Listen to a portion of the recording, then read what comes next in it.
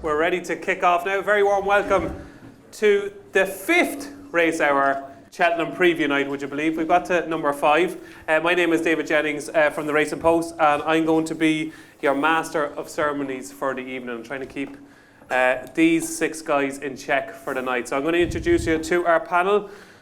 Towards the end of the table, we have got 2 former jockeys, but more importantly, 2 current comedians.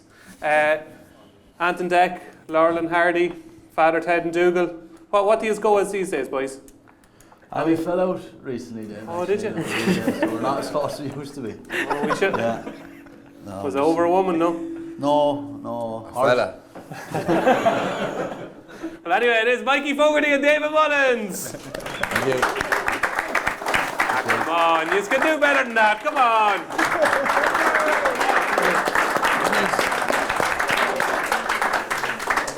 Now, the great thing about this preview night is that we mix comedy with absolute racing gold. And that is one of the best tipsters in the business. We're privileged to have him here. Everybody wants him on their preview night, but the Racehour are the lucky guys that have got him. It is Racing TV's very own Donn McClean.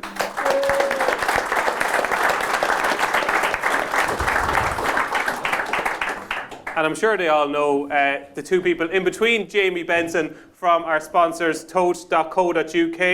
Racehour podcast hosts 2 serious judges, 2 gentlemen, and 2 men who put this night together every year. And it is without doubt one of the best preview nights on the circuit. It is Diarmuid Nolan Dean Ryan.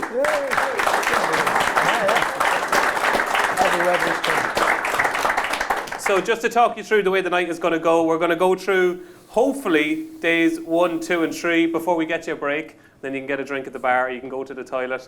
A few groans in the audience there. I'd say you're hoping to get a break after day 2, but we're going to try and get through the first 3 days, and hopefully there'll be plenty of winners along the way. Our thanks to our sponsors, Tote.co.uk and bookmakers.com for their generous sponsorship. And we're going to start off, as always, with the Supreme Novices Hurdle on day 1 of the Cheltenham Festival, which is now Tuesday week, would you believe? And currently our 130 favourite, as you can see on the screen behind us, is Facile Vega. Marine National is 7-2, 5-1 Alette Toms, 11-2 Empere Pass, Lucia is 8-1, Chimuras is 10-1, High Definition 12-1, and it is 14-1 Bar. And before we start, Jamie Benson, the Tote, I have to say, the Tote has really got its act together lately, I have to say. In fairness, some great ideas, loving the fantasy. I have to say the fantasy is a great idea. Talk to us about the Tote offers on day 1 of the Cheltenham Festival. Yeah, so rather than anything too, expensive, like Sky Bet giving away £2 free bet, we're guaranteeing. It's a bit early for that. Yeah.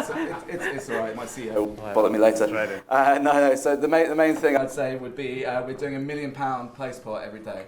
So basically, the placepot which you normally play into, you pick 1, 2, 3, however many horses in each race. They just need to come place. Hopefully everyone knows just needs to come place, as if it's the easiest thing in the world. Yeah, to be fair, that's why I invented fantasy, because I always go out in the first leg of the play spot, which you can't do in fantasy. But I will just keep plugging fantasy for the whole day.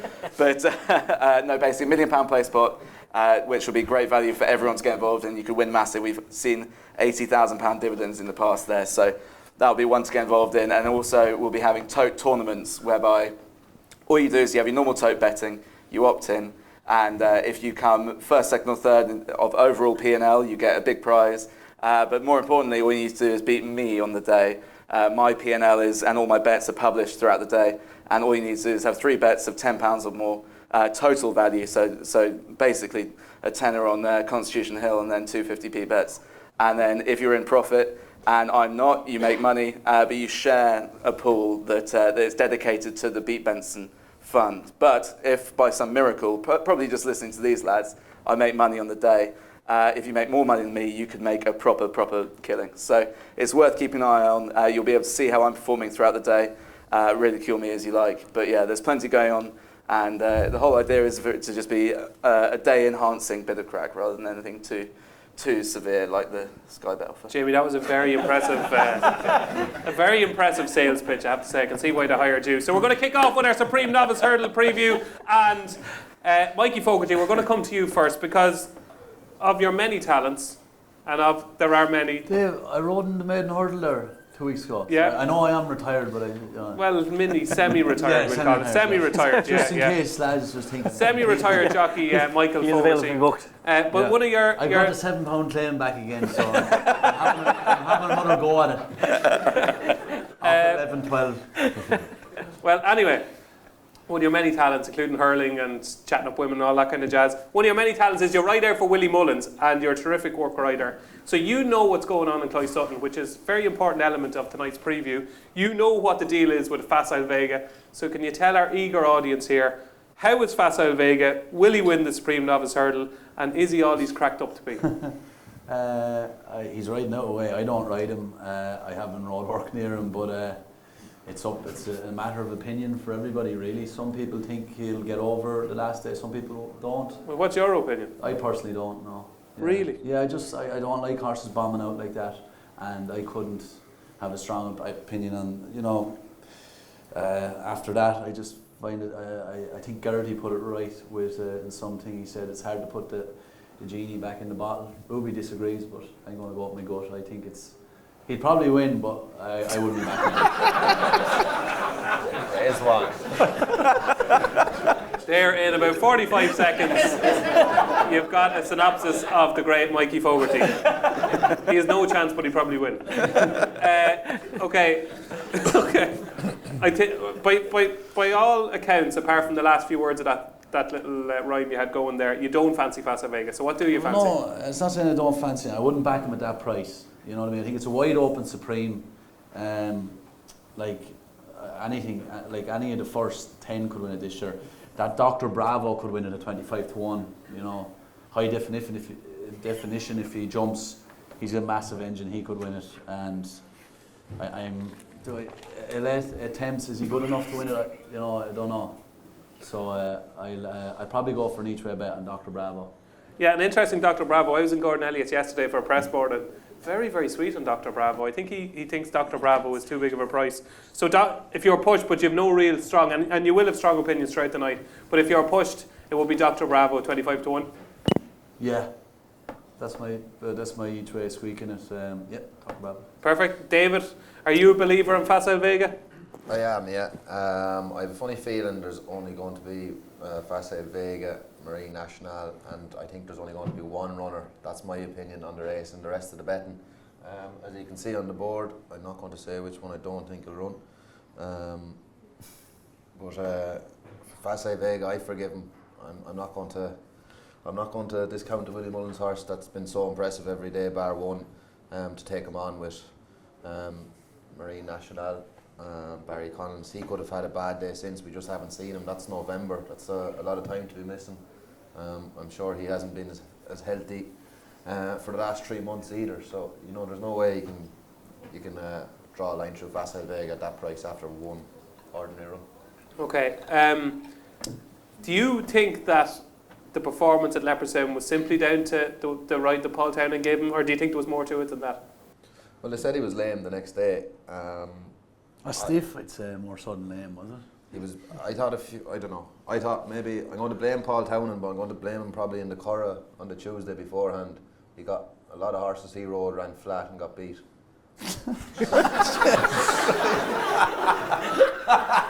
Oh, it's a fair point. Blue Lord, Lossy Mouth, Facile Vega. What do you think they did too much in the Curragh? I don't know. I'm saying there's the horses Paul Townend rode anyway. That's what I think happened. I wasn't in the Curragh, but they definitely didn't run like Willie Mullins' horses do run. Yeah, okay. So you're keeping the fate of Facile Vega? Yeah, they're just not allowing Paul to ride him up next Tuesday. Don, you can't afford to be sentimental or forgiving when it comes to punting. You're a hugely successful punter. Are you going to forgive Facile Vega? And is 130 a good price? Not at the price, no. I can't forgive him at the price. If he was a 6 to 1 shot, it's a different ball game. But they didn't push him out sufficiently in my book for a disappointing run. I agree with most of what Mikey said until the last sentence. You couldn't say that in your game, Don. You'd have no job. You know that. It was like at the time on the day, you kind of put it down to him trying to go with high definition and going too fast. But then, looking back at the replay, it wasn't a great run because it wasn't only down to the pace that he went early on, and it was kind of reassuring in a way that something came to light afterwards. So there is a chance he'll bounce back, and he could bounce back, and look, he was unbeaten before then. He's proven at Cheltenham. He's got a lot of positives, but he's favourite, and no, I think it's a deeper race than that. Can see High Definition running well. It's a pity he unseated at the third flight the last day, because it would have been good to see him stay in the race and then see how Facile Vega's run. Yeah, my up in the ante colleague Johnny Deneen is convinced he would have won the race, High Definition. Yeah, and we don't know. Like, it was miles out. It was a mile and 6 furlongs or a mile and a half out. But he's a high-class flat horse. He was joint favourite for the Derby. He won a Beresford Stakes. He's got a rating of 119 on the flat. So it's a pity that he didn't complete that day, because it's going to be interesting to see him going, and it is interesting that Joseph O'Brien is intent on keeping him going and going to Cheltenham. Sure, where else would he go? So no, it's good that he's going to run in the race, so he's got a chance. But not Marine National is a horse that I like. Take David's point that we haven't seen him in a while, and that's not a positive for the Supreme, but It was always a plan, though. it was always a plan. Like, he was busy. He was busy before that. He won his 4 hurdle races. May was when he started, wasn't Yeah, it? he won his maiden in May. He, like, the Royal Bond hurdle win, like, first of all, his jumping before that was very good. The Royal Bond hurdle win, things went wrong for him in the race. He had a lovely position, and then he got shuffled back. The leader came back onto his lap, and he just made up the ground so easily, and then he quickened. And the ground that day would have been softer than ideal for him. Like, Barry Connell, he's got a small team of horses. He's had a phenomenal season so far with a small team. He's always held this horse in the highest regard, and I think a fast pace, better ground. I think he's got a massive chance. And Michael O'Sullivan, I know he can't claim his £5, but I think he's cool. He's got a Cheltenham winner, not a festival winner, but he's ridden a winner at Cheltenham, and he's just a cool head. I don't think he'll be found for.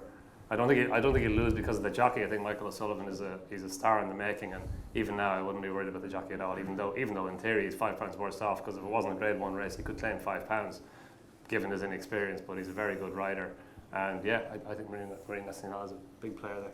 They always say the secrets to successful leadership is surrounding yourself with good people. That's why the lads have got us here tonight for the Cheltenham Preview night. But Barry Connell has Roger Loughlin and Garrett Cotter, yeah. two really good guys with him at the helm there, yeah. And it's showing. Like, it's he's showing, got a small, yeah. Even like and the continuing good form, a good land. Obviously, we'll come on to the Ballymore now. 9 Graces won the other day. Like, he keeps on having winners from a very small number of runners. So yeah, he's doing everything right. Yeah, Marine National for me as well. For you, Diarmuid? Yeah, same. I think Marine National should arguably be favourite, really. Like Facile Vega, I don't think people realise how massive a task this is. He's trying to win a race having not finished in the first 3 last time. And like, bar the Bake, who I never include in trends, because the Bake is just an exception to every rule, you know, that like he was just an exceptional horse who did his own thing. The last horse who didn't finish in the first 3 before going on to win a Supreme was in 1995. Like, you're going back nearly 30 years. Tourist Attraction. And like Tourist Attraction, the funny thing is that if you are a fan of Facile Vega, you can come back at me and say, yeah, but that was Willie Mullins' first ever winner at the Cheltenham Festival. So Willie Mullins does have previous of doing this, but it was a different way that she was trained than the way Facile Vega he would have been. I just thought he cut out too severely like he just once Elite Tomp went by him, he just stopped. Like it really was like something was wrong. I obviously don't know much about the physiological makeup of a racehorse or anything. I don't work in a day to day, but it just cut out way too much for me. Marine National, he does have a trend to overcome as well, but they all seem to have a bit of a trend. Like 14 of the last 15 winners have ran in the previous 70 days beforehand. But the reason why I'm happy to skirt that one is just that Marine National, this was always his plan. He ran from May through to December. Like, that's a long time without a break. Had you kept training on to Cheltenham, you know, everyone needs a break. You can't. Footballers in the Premier League only go a certain amount of months. They need their summer off. Same thing as Marine National. As well as that, this kind of a campaign also nearly guaranteed them that they were going to get the better ground. He needs better ground. He's going to be much better than that Royal Bond. Yeah, I'm very confident that Marine National, I think he's definitely the one to beat. Of the bigger prices, one for your place pot, who could run into a place at 50 to 1. £1 million place pot. Fenner's Cross wouldn't be an absolute, well, he'd be 50 to 1, but he'd be finished third. He won a trial really well at Cheltenham back in November, really, really well. The horse in third that day, Springwell Bay, or Springwell Boy, Bay. He's come out and won really well since. Yeah, the horse that was second didn't frank the form on Saturday though. He did not, no, but still Springwell Bay did. At 50 to 1, he could just be ridden as one to pick up the pieces at the end, and he could be one for your place spot. But from a win point of view, Marine National is definitely. So Fenner Cross potentially a place angle, but Marine National. So we've 3 votes now for Marine National. Are you going to make it 14? No. Do you want to elaborate? No. Yeah, sure. I'm probably going to, I wouldn't have said this maybe even last week or the week before, but going back over the race, I just think you're probably looking at a coin toss as to whether Facile Vega runs his race.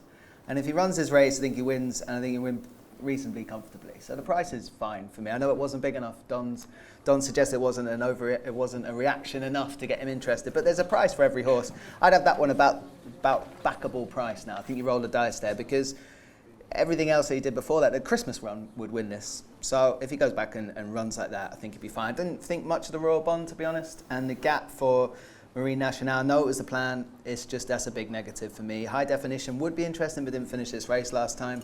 The rest of them, they're probably playing catch-up. I think Facile Vega's a fair price. I've never been a huge fan of the horse, but I'll be backing it in this. Okay, Facile Vega for you. And Jamie, to wrap up proceedings in the Supreme? Oh, jeez. I'll keep it short. Marine National for me, for all the reasons that Lance has put forward. He looks like a proper animal. And if he wasn't Barry Connell, and if he hadn't been off a few months, he would be a short order here, because I disagree on the Royal Bond form. I think that's absolute lightning form. So Marine National will do for me, although I'll be saving my powder a little bit for later in the day.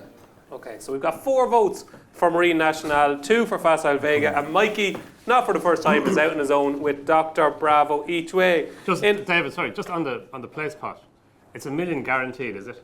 What's normally the place pot pool for say Cheltenham?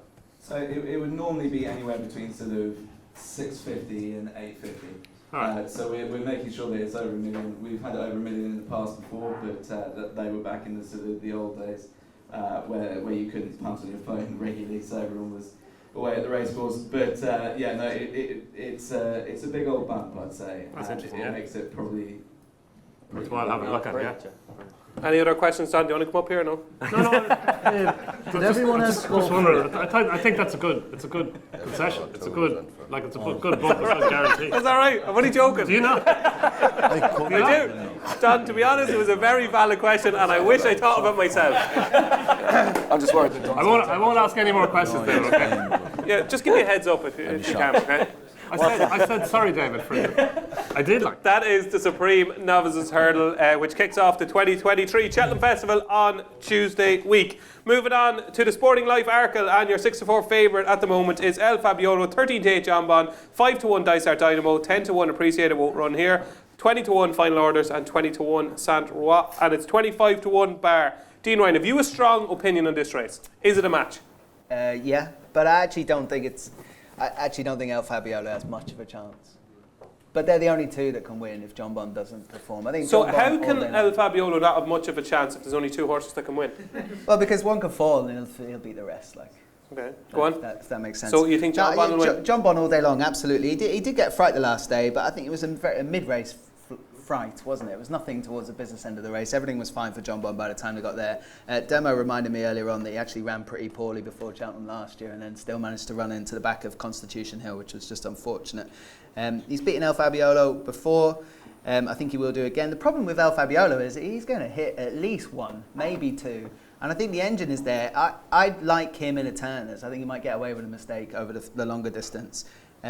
Dysart just probably go 2-3 and maybe cut his own throat at that way.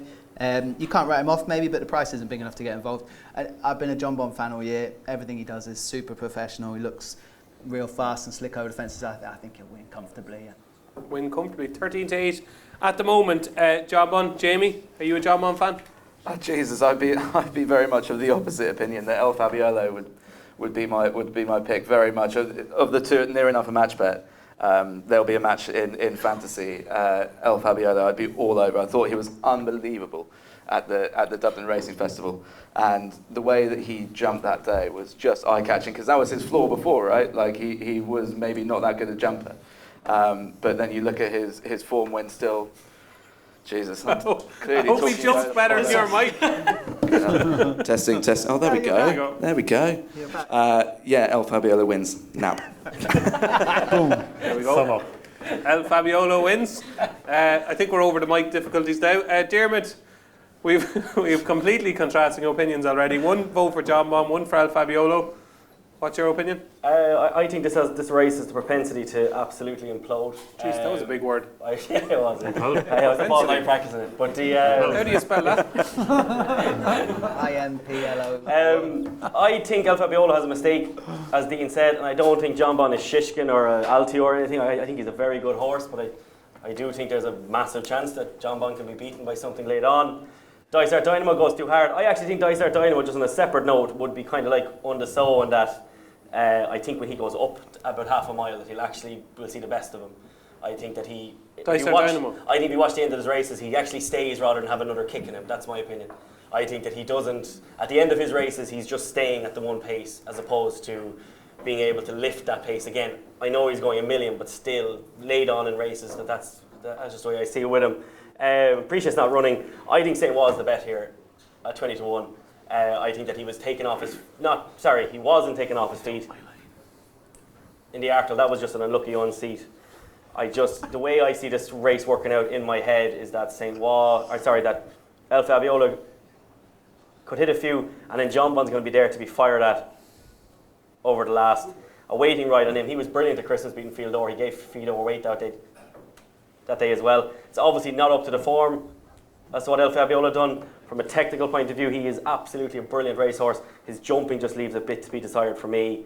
Yeah, I think St. 20-1 is a decent bet. Yeah, it could be picking up the pieces. Sandra, Don. John Bon or El Fabiolo? El Fabiolo, yeah, I agree with a lot of what Jamie said. Like he was only beaten the neck by John Bon at Aintree last year when he made a pretty bad mistake at the final flight in the top novices hurdle. And I think he'd have beaten him if he'd jumped the final flight a bit better. And his jumping at Fairyhouse on his debut wasn't great, but last time at Leopardstown he was very, very good. The Dysart Dynamo set a blistering pace, and the time of the race was phenomenal. It was about 9 seconds faster than the Handicap Chase later on the day. Now I know the ground maybe had deteriorated a wee bit before the Handicap Chase, and that Handicap Chase was won by Final Orders, who's going to run in the Arkle as well. But they were consistently. I did hand times after every fence, and they were consistently faster at every fence, up to 8 seconds faster from the first fence to the last. And for El Fabiolo to be able to lie up at that pace and then go to the line as strongly as he did, having sat in behind Dysart Dynamo, was a massive performance. It was only his second chase. He can improve again. And John Bon, look, he wasn't great the other day at Warwick, but you can expect that. A Nicky Henderson horse is getting ready for Cheltenham, so I wouldn't give him too big a negative for that. He'd be a different horse at Cheltenham, but I just think El Fabiolo is a better horse. I just think he's a better horse than John Bon. Could you back El Fabiolo at 6-4? I know you're a man that likes a bit of juice in the prices. Could you back him at 6-4? I've maybe on the day. I've kind of come around to short prices. Sometimes might be valued, but when I was smaller, I used to increase my stake when the price was short. So then I stopped back at short prices. But then recently I've kind of think like 6-4, you could still have a 1 point bet. You don't need to have 4 points on it at 6-4 to win 6. You can still have a 1 point bet on it, like a 1 point bet in a 20-1 shot. You can still have it on your side without going mad. So maybe on the day, The voice of reason, Donn McClean. There you go. All about responsible gambling, Don. Fair play. 6-4, El Fabiolo. David Mullins. El Fabiolo was a horse that obviously last year had loads of potential. This year he seems to be fulfilling that potential. Did you always think he was top notch? No, I thought he was an ordinary beast last year till John Bon came around. Mikey Fogarty went a good gallop that day in Aintree and probably set it up for El Fabiolo. Broke down my horse that day. He decked him as a hurdle. What was that, Mikey? Salamanca Bay. Oh yeah. Remember, Yeah. So not a bad horse. That's how I think El Fabiolo is. I think Dysart Dynamo went too hard the last day. Banbridge never jumped the fence and still caught Dysart Dynamo and appreciated for second. So to me that race fell apart a bit and I don't think he was as impressive as it looked. John Bon made a few horrendous mistakes down the back in Warwick. And to make up... Bit harsh, Dave. Well, he jumped out to the right and lost a lot of Jumped out ground to the right and looked a little like bit. being pulled up. Right. So for that to happen and still come down the straight and probably pick up about 8 or 9 lengths on one of Dan's Skeletons on a fast finishing track like Warwick. The engine is still very much there, and I'm sure Nicky Henderson will iron out his jumping. I think it's going to be a JP winner. If they go too hard, St. Roy will pick up the pieces. Okay, there you go, Diarmuid. You're not on your own with Sandra. 20-1 there. He could pick up the pieces, but David Mullins is a John Bond fan. And Michael Fogarty, the Arkle, El Fabiolo or John Bond? I agreed with Diarmuid completely. Great way of putting it. I could see that happening, going too hard. El Fabiolo is a beast there. I rode him the other day. He's a real powerhouse. It's whether he just jumps well enough, isn't it? And Dicer Dynamo, he's just doing a bit too much out in front. And I'd be with. It's going to be a great race. John Bond will improve, but I'd nearly have a big. I'd nearly go for it and have a good bet on El Fabiolo. I'd nearly be sure that nearly the ability is there on the Leopardstown run, and if not, it'd be a tenner each way then in St. Roy picking up the pieces. And you obviously rode him in work. What does he feel like? Does he feel like a proper top-notcher? I got down off him. He's a very strong horse. Only the guys that hold on to him could ride him.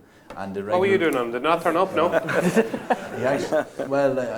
He'd be surprised. My arms were getting tired at the end of it, and I'd be classed as a stronger rider, believe it or not. I know hands wouldn't be great now, but I'd hold on to him. But he's a very powerful horse. You'd notice I got down off him and I went, no, that's why he's the way he is, and I fancied him in Leopardstown. Yeah, he's massive. He's 17 hands. Yeah. So I wouldn't be surprised. I thought Derek Jacob gave him a great ride. He's not an easy ride. He even schooling and all. There wouldn't be many lads putting their hands up there now straight away to go schooling him. Because he's he goes a gallop and jumps, but jumped very well. He'd be one for me and St. Roy then for each way. Brilliant stuff. So we have. Let me see. We have 2 votes for John Bond. We have 3. You were John Bond. Yeah. Yeah. We have 3 votes for John Bond. 3 for El Fabiolo. Oh no, sorry, I was El Fabiolo. Up your mind, will you? You were El Fabiolo. Right, we have a split cap, okay? We have 3 for El Fabiolo, 3 for John Bond, and we have a few each way shouts for Santois as well. What do you like? Do you know what? I don't know what I like. To be honest, all year I've been writing about John Bond, saying he's overrated and he's the worst price. I did an article, I think, before Christmas saying he was the worst price Cheltenham Festival I've seen in donkey's years. That was when he was 11-8 back then. I actually think at the moment he's probably the most likely winner, John Bond, which is, I didn't think I'd be saying that a few weeks ago. So there you go, John Bond for me. In the Arkle. Mikey has something to say. No, go for it. No, you're actually changing. It's a toss of a coin. I'm nearly on the John Bond camp. Honestly. I fancied him this morning. Shannon Ruby this morning, I said, no, I'm sticking with John Bond. And he went, yeah. So, when you go talk, when I'm listening to all you talking, see, I'm picking up points and then it's a toss of a coin, lads. No one knows what's going on in that.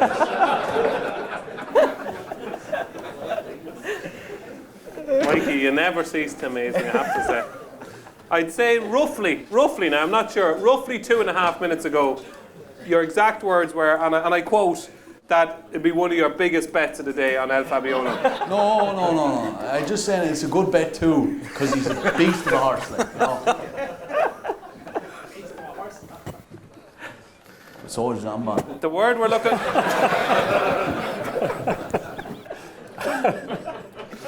It's lucky we're not trying to tip horses here, isn't it? Anyway, that's the word we're looking for. Anyway. Give the audience the truth, Yeah. So, to finish up, John Bond or El Fabiolo? So what? I don't know, John Bond. Right. That is the Sporting Life Arkle. Moving on to the first championship race of the week. It is the Champion Hurdle, and Constitution Hill is currently our 4-11 favourite. State Man is 11-4. Vauban is 10-1. I like to move at 16-1, and is 33-1 bar. Mikey, Constitution Hill, is he as good as we all seem to think he is? He's that much of a certainty, I can't even be indecisive in this race, right? He's the greatest horse I've seen since Cato Star, hands down, and I hope they jump a fence with him next year. As Ruby said, the only way I can go wrong if poor old Nico goes up the chute the first time instead of the second time. That's it. He is flawless. His mind is gorgeous. He's the nicest mind. You just can do whatever you want on him. A yoke could be galloping up on your heels. You could try wipe him in, wipe him out. There could be no stride there, and he'll just take a hurdle. He just pop it. Like, he's just gorgeous. Yeah. I've never watched 2 mile hurdle like him. Any. I've never watched a Racehour, and even the way they go on about him over in Anderson's is just he's able to beat everything. Like, you know, did you see him today at Kempton? No. No, I didn't see it. No. he worked at Kempton today. Sat like 6 or 7 lengths behind 2 horses, passing the post the first time, just like a lamb, just settled, and then just flew past him on the home straight. Like yeah. What'll finish second? Stateman. Yeah, he should. Yeah, his form is savage there too. Lovely. Not his radar though. Lovely. Very decisive from Mikey there. David, any chance of Stateman beating Constitution Hill? Not for me, no. Constitution Hill race over, but there's one horse, Piper. I liked him in Down Royal, and he had a terrible run. I'll tell you why now, and I jogged away, he ran at Christmas. You got me then, I thought so, but he came out, and he was an overpay. I thought you were getting about one of these gigs. You're trying to get on in this. You never heard Donn McClean saying that. I thought there was something seriously wrong. We'll never get in racing TV, John. I'm happy enough. I'd have to agree with everyone then.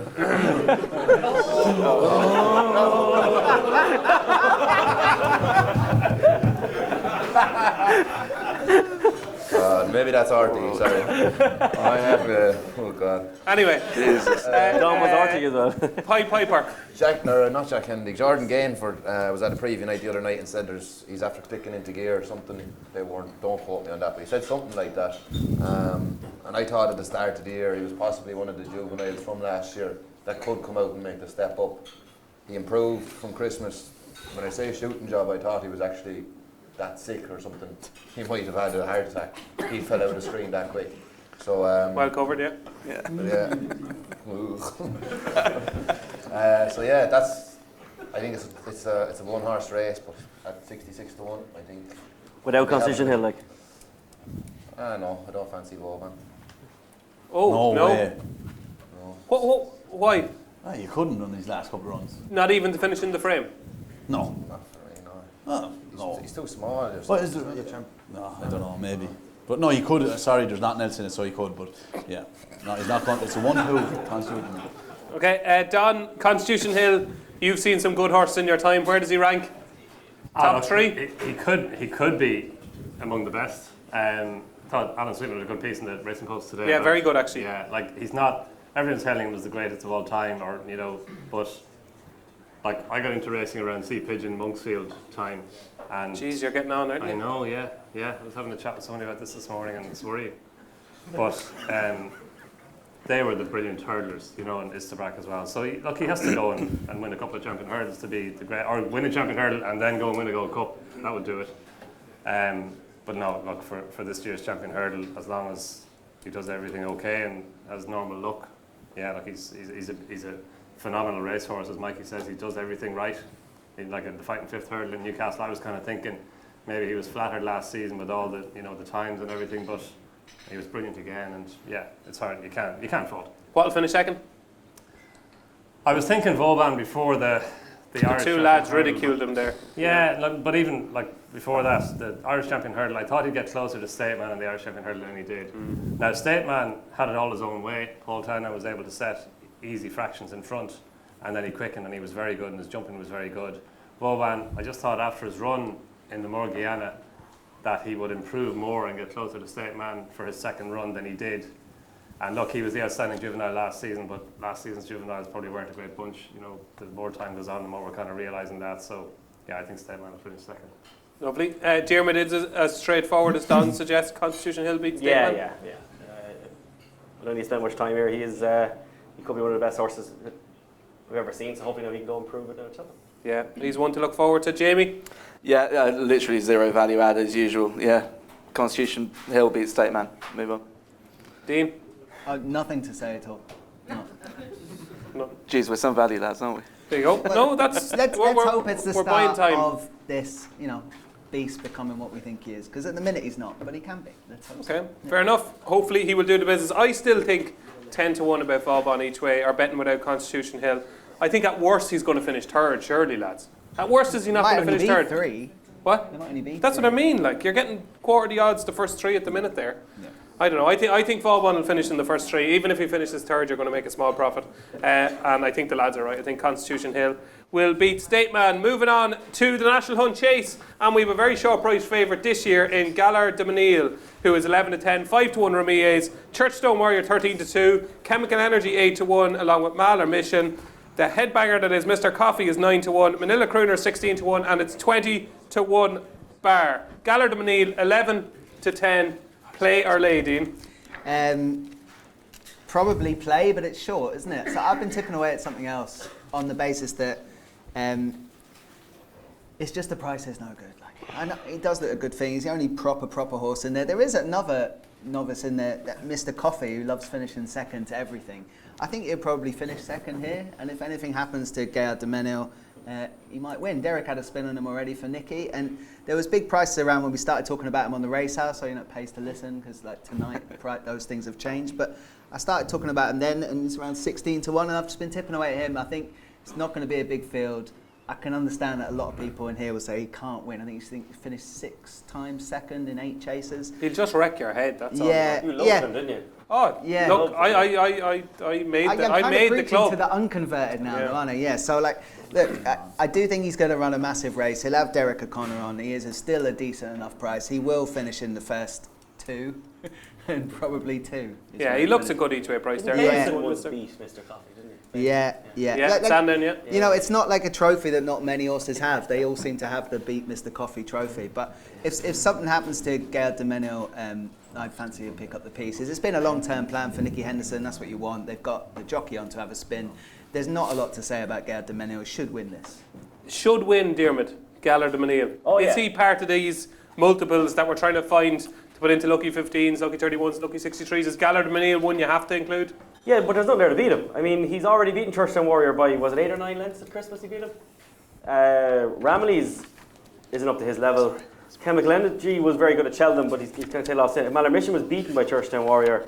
Mr. Coffee just can't win races. Like, in my Tote Exacta, I would have Gaillard de Menil to beat like Manila Crooner, to be honest. I think Manila Crooner could just have the plodding energy about him to stay on. I mean, we're only 12 months away where he was a Albert Bartlett fancy by many, you know, so like he can't be, he shouldn't really be 16-1. His jumping's not that bad either, so he'd be the one I'd have to chase home Gaillard de Menil, but I don't have anything in this race that's up to Gaillard de Menil's level. Expect to see some headgear on Manila Crooner at Cheltenham. Yeah. I think they will improve Manila Crooner. Jamie, you like that in the National Hunt Chase? Yeah, I mean, I've always had a real soft spot for Ramillies. I remember as a bumper horse, he was always very highly thought of. Yeah, Willie always loved him. Yeah. And he just seems to be sort of learning his job a little bit better now. He was sort of mad keen early, and then he looked slow, and you were really trying to figure out what his game was. But it looks like Stone Chasers seems to have made a bit of a man of him. And he just, at double figure prices, he'd be an interesting one for me. Maybe perm him up with Gaillard de Menil for an exacta, or and then Mr. Coffee to come second and third. What are you giving me at double figure prices there? Oh, maybe I'm looking on the exchange. Maybe that's all wrong. Yeah. Jeez, what price is that? 5-1 at the moment. 5-1, yeah, double figures with the tote. I suppose you could say he's 10-2. Yeah. Jeez, yeah, it is up in massive numbers behind me as well. So Ramillies. I'd like Ramillies here. Okay, It's possible that they switch them up a little bit, isn't it? Well, we'll find out now in a minute. We'll ask the gang. Yeah, we'll find out now in a minute. Sorry, DJ. Don, National Hunt Chase? I was thinking that they'd run Ramillies in the Brad Advisory Chase if Gaillard de Menil was coming here, and vice versa. Interesting on Ramillies, he was really highly tried as a bumper horse and a hurdler. Like he ran in all the good races, and it wasn't until he went over fences he ran the beginner's chase at Thurles. And the Tenzing, his stable companion, was a shorter price than him, but Paul Townend rode Ramillies, and his jumping was really good that day. He won well. And it was a bit disappointing that I know he got past the post first last time against the Devil's Coachman, but he lost it in the stewards' room, and you can argue that it was the right thing to do, that the Devil's Coachman was a bit unlucky. So he did have the run of the race that day. It was just a bit disappointing that he couldn't go on and beat the Devil's Coachman. So he's a horse that I did have in mind for one of these races before then, and maybe maybe he'll improve from that. It was only a second chase, but he's interesting wherever he goes. And if he goes here, and Gaillard de Menil runs here, just think that they're owned and trained by the same people, so you think that makes sense to split them up. Gaillard de Menil, look, he's a model for this race. He's a second season chase. We finished third in an Irish National. He's a Grade 1 winner now over fences, so he's the right favourite for the race. And as Jim was saying there, he beat Churchtown Warrior, who was good the last day, stayed on well the last day. He beat him in the Neville Hotels race at Christmas. So yeah, look, he's the right favourite, but I'd be interested to see where Ramillies goes. Excellent. David, where do you think Ramillies and Gallard and Manil will run? Do you think they'll both run in this race? I don't think they'll both run. I'd say Gallard and Manil will probably run all right. He has to be a steering job. Ramillies was always fancied by Willie, highly tried, and he's a real gorgeous, big looking grey horse. I think there's a hole in him somewhere though. He just didn't ever seem to get home really or do anything. I think 3 mile 6 is really going to bring out that hole even more as well. In a good way. He's not dead anyway. Yeah, but Galliard for me, second season novice, it's worth a lot. It's worth £10 if you're asking me. So yeah, all over by that. Brilliant stuff. So Patrick and Willie, of course, won the race last year with Statler. They're going to do it again, according to most of the panel, with Gallard and Manil. Mikey, are you a Gallard and Manil fan? No, not at all. Not at all? Way too short. Tell me a Sans horse that's won at the Cheltenham Festival. There surely is. I don't know. I thought the same, but I just don't know if there is. Anyway, no, not at that price, no way. Right, give us an alternative then. Very, very hard to know. Jamie Codd will probably ride Chemical Energy, will he? Yep. And does or Manila Crooner, but I'd say Chemical Energy. Energy. Does Tenzing run? Tenzing, I'd say will run, yeah. He's been staying on very well in his races, and you know, I wouldn't put you off him either.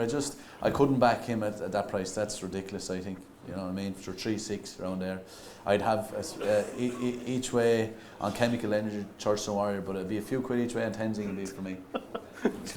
just the 3 bets. What about Malheur Mission? No, Tenzing for me each way. It's just he's too short, and for some reason I just know that price too much is too short for me now. Brilliant. Okay, so it's Tenzing each way for Mikey Fogarty. He's not on the list there, so he's 20 to 1 bar. So I think he is around 20 to 1. He's 24 on the exchanges at the moment. Tenzing in the National Hunt Chase, but there seems to be a pretty unanimous agreement on Gallard and Manil from the panel on day one. Now, don't worry, we're going to come to the supporting card on day one later on in the show, where the lads are going to have their opinions on the handicaps and the mares races. So we're going to flick on to day 2, which kicks off, of course, with the Ballymore. And Jamie Benson, have we got any other £1 million play spots on day 2? Yeah, it's £1 million play spot every day.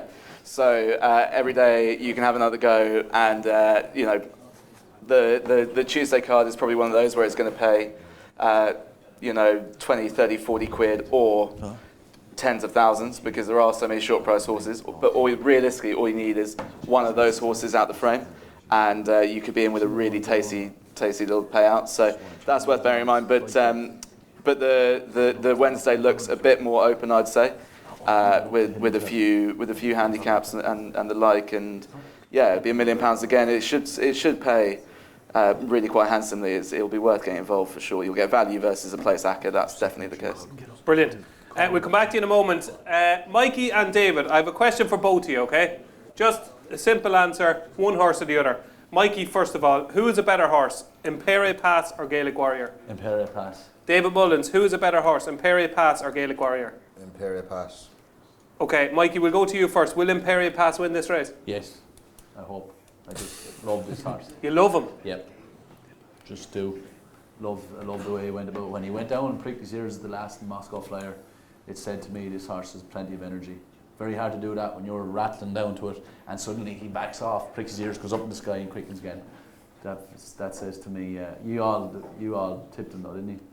Price just went, you know. Do you tip him? Or Lydia tipped him? For this race? Yeah. For this race? He's tailor-made for this race. Yeah. Okay, yeah. No, I didn't know if you meant the race in Punchestown, as in his price. For Cheltenham. Like, for he's Cheltenham. A big anti-post bet, like, yeah. You know, and the price is gone now, but he was 12s there after an ace. And I love this horse. This is for me now. He's definitely a Ballymore horse rather than a Supreme. I'd hope so.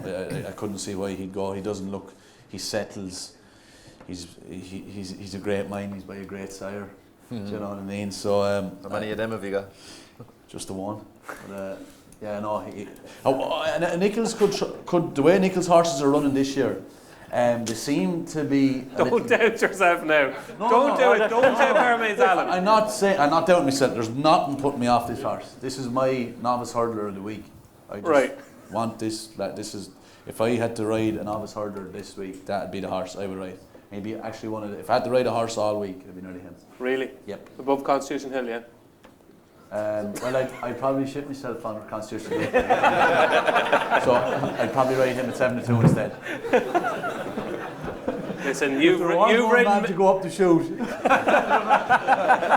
You've ridden many a Paul Byrne gamble. There's no way you'd shit yourself. You're the man for the big occasion.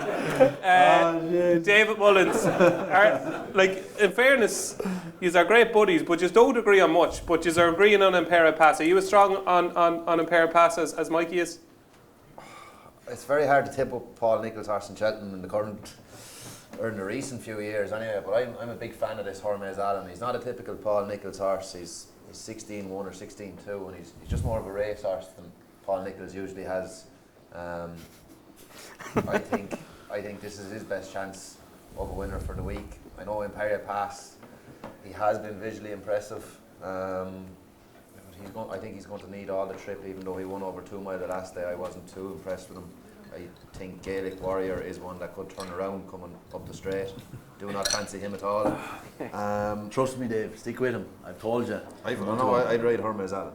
Right, anyway. Be handy enough getting inside your head than the other one. But I think was Barry Collins saying Good Land is a better horse than Marine National? I heard that too. Maybe somebody said it now. He is a better horse. He not always say Marine National was his best horse he's had? No.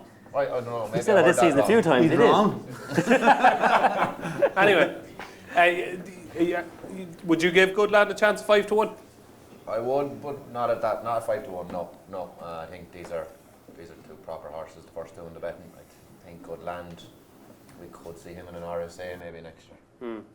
So at the moment, you're a Hermes Allen fan, just about.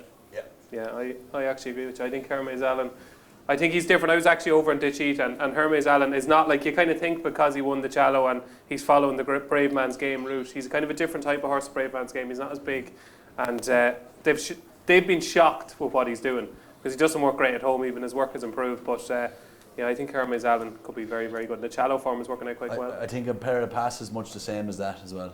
Really? Yeah, both just don't show much at home. Okay. At all. Interesting. Yeah. Don, the Ballymore, where does your... Yeah, I don't have a majorly strong opinion on this, Dave. Hermes Allen has some stat to overcome from the Challow Hurdle. The Challow Hurdle, the winners are not for 19 in the Ballymore. Yeah. Now I know you can say it's a different race and you know that's coincidental. Wichita Lyman didn't win the Albert Bartlett though. He did, but and I know Champ went close, Brave Man's Game went close enough, but it's even so, like the Challow Hurdle, and I take what you're saying about Hermes Allen might be a bit different, but it's a totally different race. It's soft ground, Newbury in the middle of winter. This is a Ballymore. He's won over course and distance though. No, I know that, but it was a weaker race, and I know that as David said, the race is working out well. That America finished second, has won a Grade 2 since, but I just think it's a massive stat, and I know like sometimes there are stats that there's no rationale behind them, and it's just sometimes it gets broken and you just go out. That stat didn't the champion hurdle stat. What 5-year-old? What? Supreme, the last horse to win Yeah. Supreme champion hurdle is crazy. Beulah, that's crazy. So I know. Well, the last horse to win it the following year, obviously hurling law. Brave Inca won it. Brave Inca. But how do if the 19 of them? There's a lot of Irish horses that don't go over to it, so that's kind of with the way the Ballymore is over the last 19 years. It's No, the last 19 winners of the Challow Hurdle have been beaten. Who ran in the Ballymore were beaten. Yeah, but the Irish horses wouldn't go over. Gordon sends over and all. But I think David's point is that the Challow is not usually a strong race. Yeah, no, well that's true. Yeah, exactly. You're not getting the Irish horses because they run at Christmas or. That's it. But but same this year in the Challow. It wasn't that strong a race. No, I agree with that. Okay, so what do you fancy? Nothing. I can make it like you can. Empire Pass, great, good to hear what Mikey's saying about Empire Pass. He's a lovely horse. It is unusual for a Moscow Flyer hurdle winner to go in the Ballymore. Moscow Flyer is 2 miles, 2.5, and I know he won his maiden over 2.5. And obviously Willie's strong in the Supreme, so he doesn't need to run it. He can step him up and trip. Champ Kiley, I think he might be a wee bit underrated if he goes here. See, he was a wee bit weak in the market earlier on. Maybe he's not going here, but I thought like he was favoured for the Royal Bond. He was 11-10 favoured for the Royal Bond. He got beaten. He ran too freely. Then, like Danny Mullins was very good in the last day in the Lawlers race, but he won well. He went to the line strongly. So I just thought maybe he was a wee bit underrated, but it's not a very strong opinion. Okay, Champ Kiley, a tentative selection for Donn McClean. Are you more forceful with your opinion here, Diarmuid? I like Good Land for it, but not something I'd be, very bullish about. I wasn't a big Good Land fan until the DRF. I was really impressed with how he sped away and then he stayed on as well. At the end, I just think that he beat an okay enough field that day. It's hard to piece the form together, I think, in this race. Empire Pass has been doing his thing, Hermes Allen's been doing his own thing, and then like Champ Kiley arguably is up there with the form, but I wouldn't be massive about him either. Good Land, I've fallen on him. I think this is a better race than this is the best novice hurdle there is of the week. I think this is absolutely unbelievable. I think the Supreme isn't as deep as it looks, and I just think that this race is ridiculously deep. Even in the pocket at 12-1 wouldn't massively surprise you if that horse won on his tipped up in the ante today by Johnny Deneen. He's in the pocket. He's a big in the pocket fan. The form before the DRF, that was a very decent run. 3-car brag behind him that day. So yeah, look, but Good Land, just to my eye that day at Leopardstown, I really love what he did, and I'd be happy to back him. Okay, Good Land for Diarmuid Nolan. Still watch up in the ante, by the way. I don't want the spoiler alert. There's other good bits in it, so keep watching. Jamie, what do you like in the Ballymore? Well, I'm a lot more confident than I was about 15 seconds ago, because I really like In the Pocket. Yes. And again, that form at Naas, I think, is some of the strongest novice hurdle form going about in Ireland. And although it was a bit of a muddling race towards the end, like they missed out of a hurdle and all this kind of stuff, you look at the horses that finished around them, they're really good horses, admittedly slightly more staying. And then In the Pocket at Leopardstown at the DRF, he was a bit keen, he then got a bit outpaced, but then stayed on, and it just looks like the Ballymore will suit him down to the ground. And I'd be really keen on him, actually. Admittedly, he might not have the star quality of an Imperial Pass or a Hermes Allen, but as a project going forward, I can see him hitting the picture here and then progressing next year as well. I really like In the Pocket. Yeah, massive chance. In the Pocket, 12-1 at the moment. No. Dean, round off our Ballymore preview for us. Yeah, just the case for Hermes Allen. I mean, everything he's been doing in the UK. The problem is the competition, right? So what happened to Brave Man's Game when he turned up in a Ballymore? He turned up against two horses he eventually ended up being better than. But what happened on the day is like first day at big school, and it's got a fright of his life. It's almost like broke his heart. From momentarily, something came past him. It's a different horse, mate. Yeah, hopefully so. And I think this is a really strong race. Similar could be said about Imperial Pass, and both of them could be super. So to have them go against each other is brilliant. Gaelic Warrior wants to go the other way around, and who knows what that horse will do. I can't. Yeah, wouldn't put that in there. Good Land, something niggles me that maybe there's a class angle where the others are going to be a little bit classier than him. It's also happened a little bit simple for him. I think he got the run of the race as well a couple of times when, if Absolute Notions raced against Good Land again, could run here. Could run here, Absolute Notions. And I think Absolute Notions might get the better of Good Land next time. I thought that race was kind of only really got racing when it was already over. So, there's niggles there. I think Don probably stumbled on, even though he didn't have a strong opinion about Champ Kiley at the value currently. There's nothing to say this horse isn't or can't be as good as those ones at the front. I think everyone kind of wrote him off after the Royal Bond, but a combination of the trip and the way that race was ran, he didn't fire. He certainly bounced back last day. I thought he booked his ticket for this, and if I had to have a bet right now at those prices, that's where I'd go. Boys, Champ Kiley, is he in the same league as Imperial Pass and Facile Vega and them? No, not for me. No, but he's the only Grade 1 winner going into it, isn't he? Really, with Hermes Allen, isn't he? Hermes Allen and them, yeah. No, but he's a chance, but he wouldn't be for me. Good Land. He's like there's. Well, he's a Grade 1 winner. Yeah, Grade 1 winner. He's a great chance too. Good Land, but I have a soft spot for Imperial Pass. Okay, there you go. That is your Ballymore Novices Hurdle preview. Moving swiftly on to what's always a fascinating race. It is the Brown Advisory, formerly the RSA, our Sun Alliance Chase, and Jerry Colom, your 15-8 favourite at the moment. 9-2 The Real Whacker, 5-1 Sir Gerhard, 11-2 Time Hill, 6-1 Gallard de Manil, 12-1 Ramirez, and 14-1 Bar. Right, Dean, have you a strong opinion on the Brown advisory? Yeah, I do. Yeah. I think the best bet of the week's probably in this, but it is a tricky way to kind of go around. You've got to get your head around the idea that Jerry Colomb is too short and probably not one to bet. But I make this a 2-horse race, right? And 1 super value. That's the way I look at it. So like Sir Gerhard is unbackable for me. I wouldn't fancy him to get round, to be honest. I imagine they will go here. And the Ballymore he won was got an absolute freebie as well. There's question marks there. So I'm happy to move past that. I think the Real Whackers be a good story. Paid very little attention to that form line though with Thunder Rock.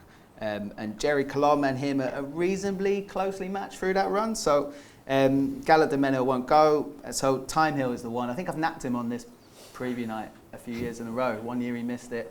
One year he got done by magic from Danny Mullins, which was unfortunate.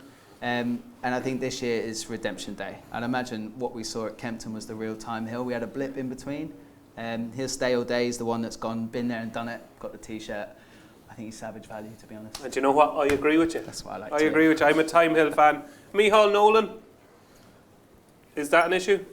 I think it's straightforward enough. Yeah. Dickie used to get into issues with the horse before. I thought Tommaso Brown only finally worked him out, but I think he's straightforward. Micheál Nolan will be fine. Okay, fair enough. Time Hill for you, Time Hill for me. What for Jamie Benson? Yeah, I mean, I wouldn't have a strong opinion on the race, if I'm honest. I spoke about Ramillies earlier, and if he doesn't go to the 4 miler or 3 mile 6er coming here, I'd like him again. I think you can look down for some bigger prices on the day. I think that Jerry Colomb will go off a very short order, and he's hard to knock. Other than I just have a niggling feeling he might not be that good, but could be a problem. But it's based on quite literally zero information. Okay. It's a gut. It's just a gut. But I don't think you necessarily need to be that good to win this race. So I'd be interested to hear what the team has to say, really. Okay, fair enough. Diarmuid, Jerry Colomb, are you a fan? Oh yeah, he's one of the best bets of the week in any man's courtesy. I mean, Time Hill has had one good run over fences, and it was against McFabulous, and the horse in third was 135 rated yoke around Kempton. He's a horse that started chasing way too late. The Real Whacker is a lovely story, but he hasn't been beaten anything. Sir Gerhard on ability is definitely there, obviously, but just one start and he jumped appallingly that day. Really, really bad. I think Jerry Colomb, I don't understand why people... I know going into the season, even I was saying it, caveat here is I've adored this horse since day one. I put him up last year for the Albert Bartlett. I was really big in him, and he obviously didn't run that day. But I'm on him at decent prices as well, so that is a caveat. What's the biggest price you're on it? Oh, about 8-9 to 1, nothing massive. But I just think he's excellent, and he's put to bed. At Christmas he won over 2 miles 3 furlongs, beating Adamantly Chosen, who's franked that form since, when a blinder behind Mighty Potter. He then went off to Sandown and won in good ground over a trip that was too short for him, jumping so well that he kept himself in that race. Balco Coastal maybe isn't a top of the range grade one, but he wouldn't be able to place in a race like this. And even the way Nicky Henderson was talking about him today, they don't think he's dirt by any means at all. And he was good enough and quick enough to win on good ground. And yet there's still pundits around the place saying that this horse needs bad ground. He's proven to us. Literally, we watched him do it. And he jumps unbelievably well. He stays really well. He handles any ground. And this race, he's head and shoulders above this race. I think I can't see any angle as to why he'd be out of the tree, at least. And I just think he wins. I think he wins all day long. You're very harsh on Time Hill, I think. I think he's a very good horse. He started chasing way too late. He's won one race beating McFabulous. Third in the bumper, fourth in the Albert Bartlett with Monkfish, which he should have won. No, he's very good, but he should be in the Stayers hurdle. And he should have won the Stayers. He'd win the Stayers this year as well, I agree. He'd go well. I agree. Yeah, he should be. I hate it when mummy and daddy argue. Beautiful English accent. That was really good. He's finished, yeah? Yeah, done. I agree with all your points. Fair enough, he could be the real deal, but I'd be far more worried about the ground than you are. I think he's a much better horse on. But at Sandown, do you not think that there dispelled was the fate? plenty of cut in the ground at Sandown. You wouldn't see those horses in the betting in this race, though. Cheltenham won't go off. Good job. Not much rain forecast. Don, Brown advisory. Yeah, no, I agree with a lot of what Diarmuid said, actually. And look, if the caveat is if Ramillies goes here, I'm interested in him. if Banbridge... If what? Ramillies goes here. Oh, from me, yes, Yeah. If Banbridge was in this race, I'd be interested in him. We're not even the first podcast today. We'll come on to him later. Okay. There's 2 non-runners you have to talk about. Go on. Good. Just wasted 20 seconds on them. Jerry Colomb, yeah, like before Sandown, I would have been very worried about the Grand, and I thought it was a kind of a strange decision to go to Sandown over 2.5 miles for the Scilly Isles on good to soft ground, and I thought he was very, very good that day. Balka Coastal looked like he had him beaten, and then he stayed on and got the better of him. And Balka Coastal, he's going for the Turners, I think, isn't he? The Grade 1 Turners, race. yeah.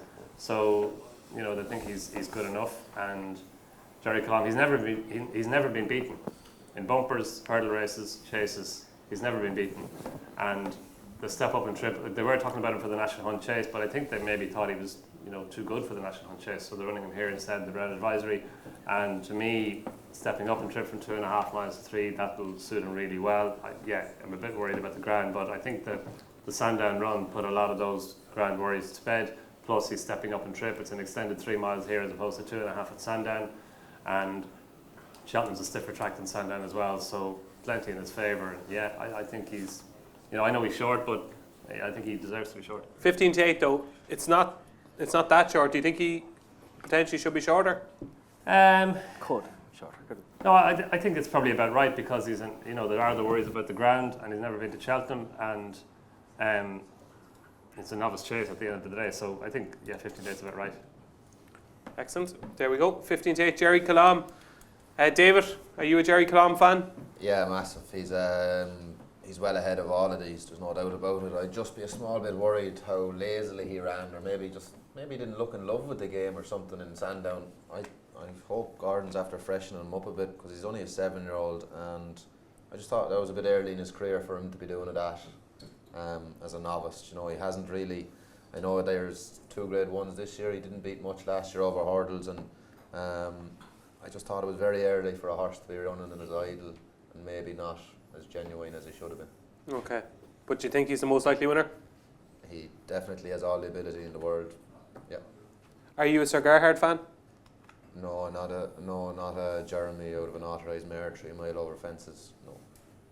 Fair enough. Mikey, Jerry Colomb. He's a certainty bar Time Hill. Time Hill jumps, and he's gonna give him. He's Not certainty, so.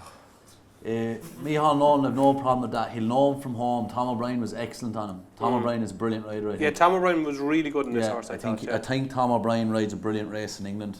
I think he's underrated over there, and if he had the firepower, he'd be one of the top men over there.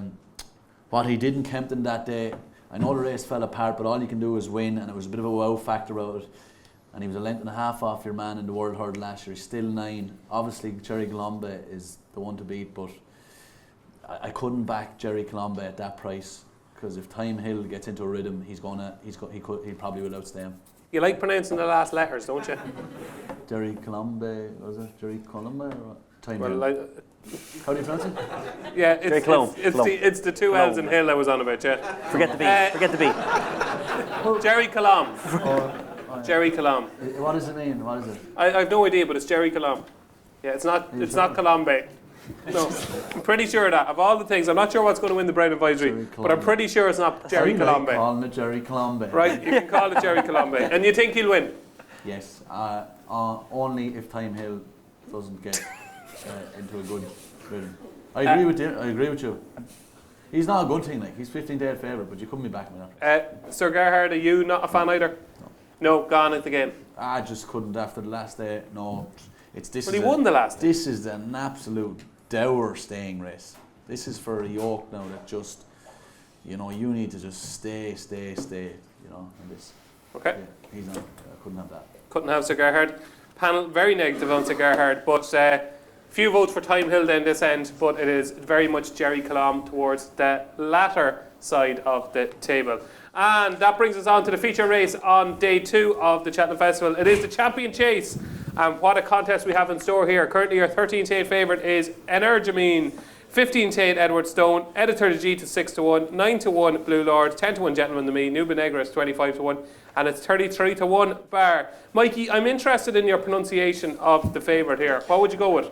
Energamine. I had to really concentrate there. Energamine.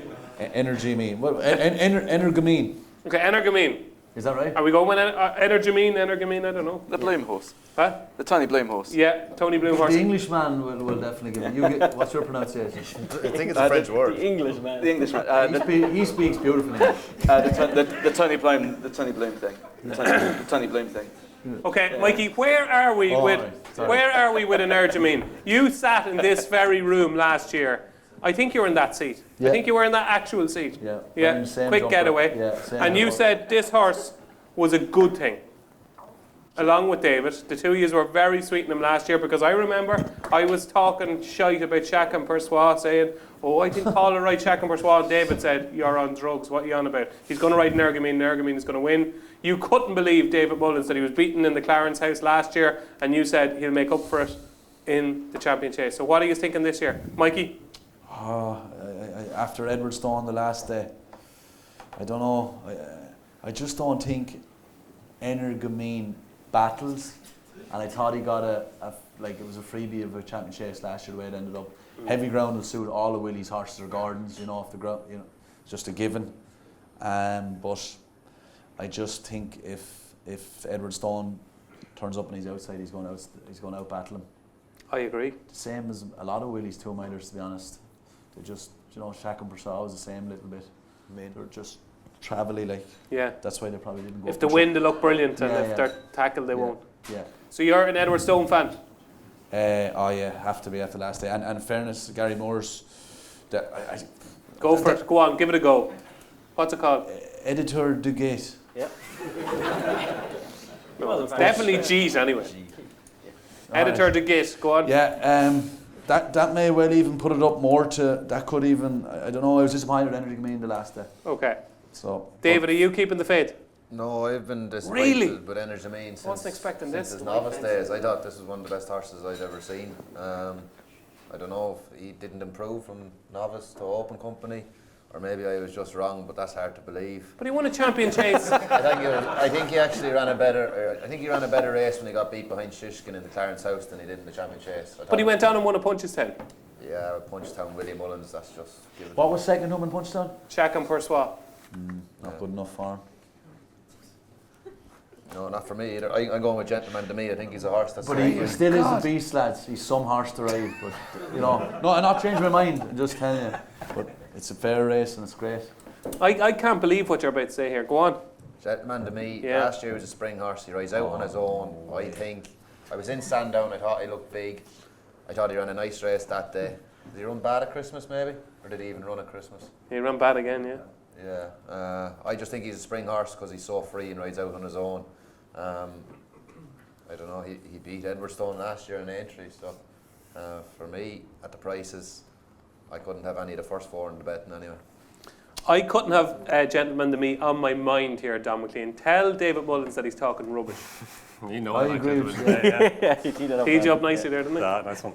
Yeah, You're very sweet and Gentleman to Me. Yeah. I just exactly what David said. His spring record. He's run 7 times between February and April, and he's won 5 times. One of his disappointing runs was actually at Cheltenham, which is a little bit of concern in the Martin Pipe Hurdle.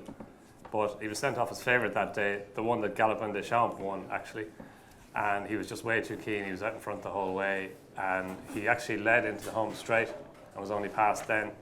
So he's still keen, but the last day, Johnny Mullins again was very, very good in him, got him into a lovely rhythm, got him jumping, and yeah, on spring ground. And there was a chance that he would do it, but he did at Leopardstown the last day because the ground was getting better, and that seems to be the key to him.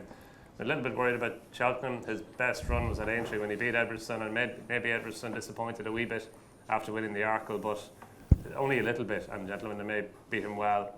And Jumping. yeah, he's kind of exuberant, isn't he? Like, he can be an exuberant jumper, and that works well at Aintree, works really well at Aintree and Leopardstown. Cheltenham, just up and down hills, be a little bit worried that it might catch him out, but I think that's factored into his odds. Like, he's still a 10-to-1 shot after beating Blue Lord the last day, and coming on here in the spring on good ground. Hopefully it doesn't turn out like it did last year. Yeah, I think he's a big player in this race, and for the record, yeah, I think Edwardstone should be a shorter price than Energamine. Okay, so 2 votes for Gentleman to Me, currently a 10-to-1 shot. I wasn't expecting that.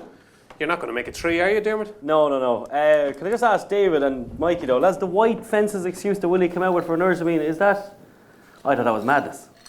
To us it sounds madness, but Willie Mullins, like, will prove was wrong. He's a genius, yeah. The only thing, when he said it, I thought it was utter madness, and then I spoke to Tom Gibney and Darragh O'Keefe about the horse that unfortunately fell, Hemlock, at Musselburgh, and Darragh just said it's so weird. 90% of horses are fine, but he said some of them, they just come up and it's just a shock to the system.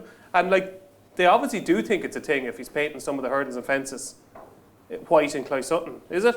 He has, yeah. They're all white. So like, it must be something. Yeah, fair enough.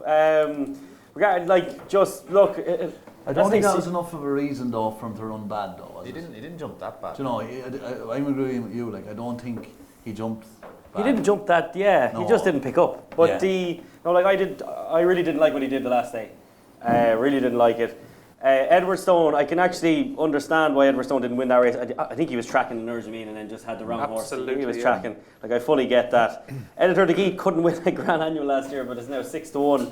Like Dean said earlier downstairs, if you just watched him this season, you'd say, how the hell is he 6-1? But it just seems to be form out of nowhere. Blue Lord and Gentleman, to me, you just don't know what you're getting each day with either of them. I like Nube Negra 25-1, to be honest.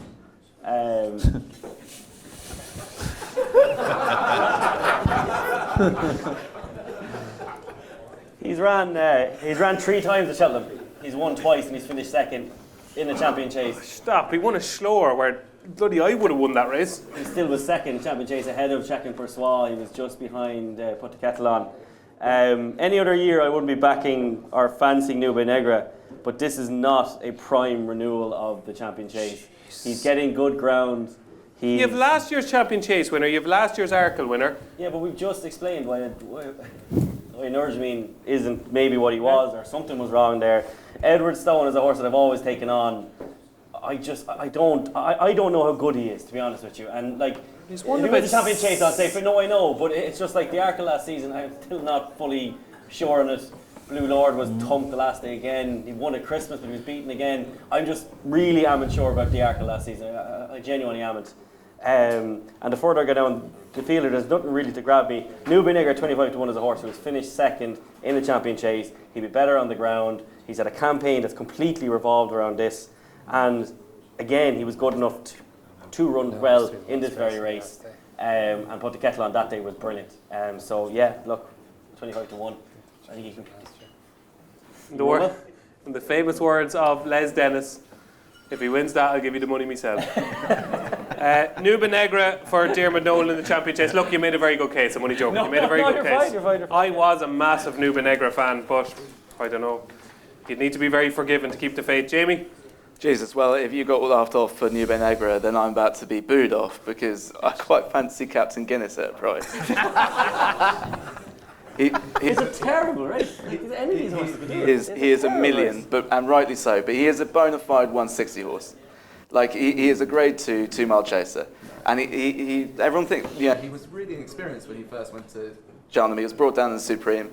He then went a million in the Arkle, went with All Mankind. Like, honestly, yeah, I'm reaching. But he's 66-1. And there's a reason why, because this is a wide open race. You know, Energumene isn't the horse we thought he was going to be. Edward Stone has been beaten his last twice. I mean, if you're going to get anything at a short price beat, I think this is maybe one of the championship races where you can do that. Also, if you're tipping Gentleman to Me at 10-1, like, I wouldn't say anything else is a mad price, because Gentleman to Me is just as likely to be pulled up as he is to get round. Like, I don't know. I just think if you're going to put a wild one in it, this is the race to do it. Right. Nube Negra, followed by Captain Guinness. This has just fallen to shreds this preview night. The reputation is just gone. People have stopped watching. There's people leaving. Look, there's 2 people just after leaving there. They've just got home and said, I've had enough. I'm gone. And you know what? I don't blame you. You can get your money back there at the entrance. Yeah, Jesus. Dean, would you please not tell me you fancy something like, let me see, what's left? Curse Sublime. Will Curse Sublime win the Champion Chase? I did that last year, do you remember? In running trade. Yeah. No, Just bring this back to some bit of normality, will you? I'm just going to bring it back to the Gentleman Demi train, just because if this horse only ever ran in those months of February, March and April, as Don was pointing out, actually he had one more run on his list I didn't have. I completely forgot about the Punchestown run. But his record is like 1:10.7, 1:1.11, which is superb. He could run a very big number here just because of the month that's in. And Jamie's saying that, you know, maybe he's as likely to pull up as he is to win. Not if he runs in March. That's why I think he's a savage price at 10s. And the rest of them, like I've got down, Energumin is decent, nothing special. Edwardstone the same, nothing special. Okay, Editor de Geet the same, nothing special. Blue Lord not very good. Nuba Negra had a go, didn't do it. There's only one left. And that is Gentleman Demi. Correct. Okay, there you go. We have a wide variety of tips for the Champion Chase. I think this race is the simplest race of the entire week. This is the one that wins. Edwardstone will win the Champion Chase. I think that price at the moment, 15-8, I think that's a little bit of value. He was lame after his run in the Clarence House. He missed a few days' work. He's back working well now. To do what he did, to follow Energumin, then to get to Editor de Geet, I thought that took a proper horse to do that in such a short space of time. Last year's Arkle winners have an unbelievable record coming back in the Champion Chase. Like Put the Kettle On, who fell asunder afterwards, won an Arkle and won a Champion Chase, sizing Europe. There's an endless list of Arkle winners. Sprinter Sacra, who won an Arkle, came back the following year and won the Champion Chase. And I think Edwardstone is going to improve that record. I think 15-8 is a terrific price. And I think he is one of the bankers of the week. And Diarmuid, if Nuba Negra wins, I'll be the first to congratulate you.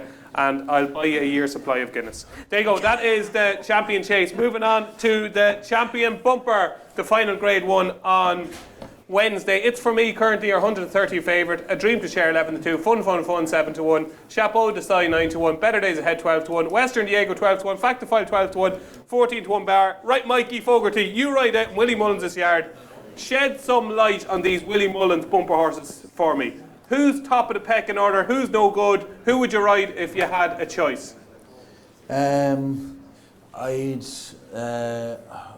We don't want any N here now. We want decisiveness. They're all in the melting pot, like there, yeah. But what would you ride?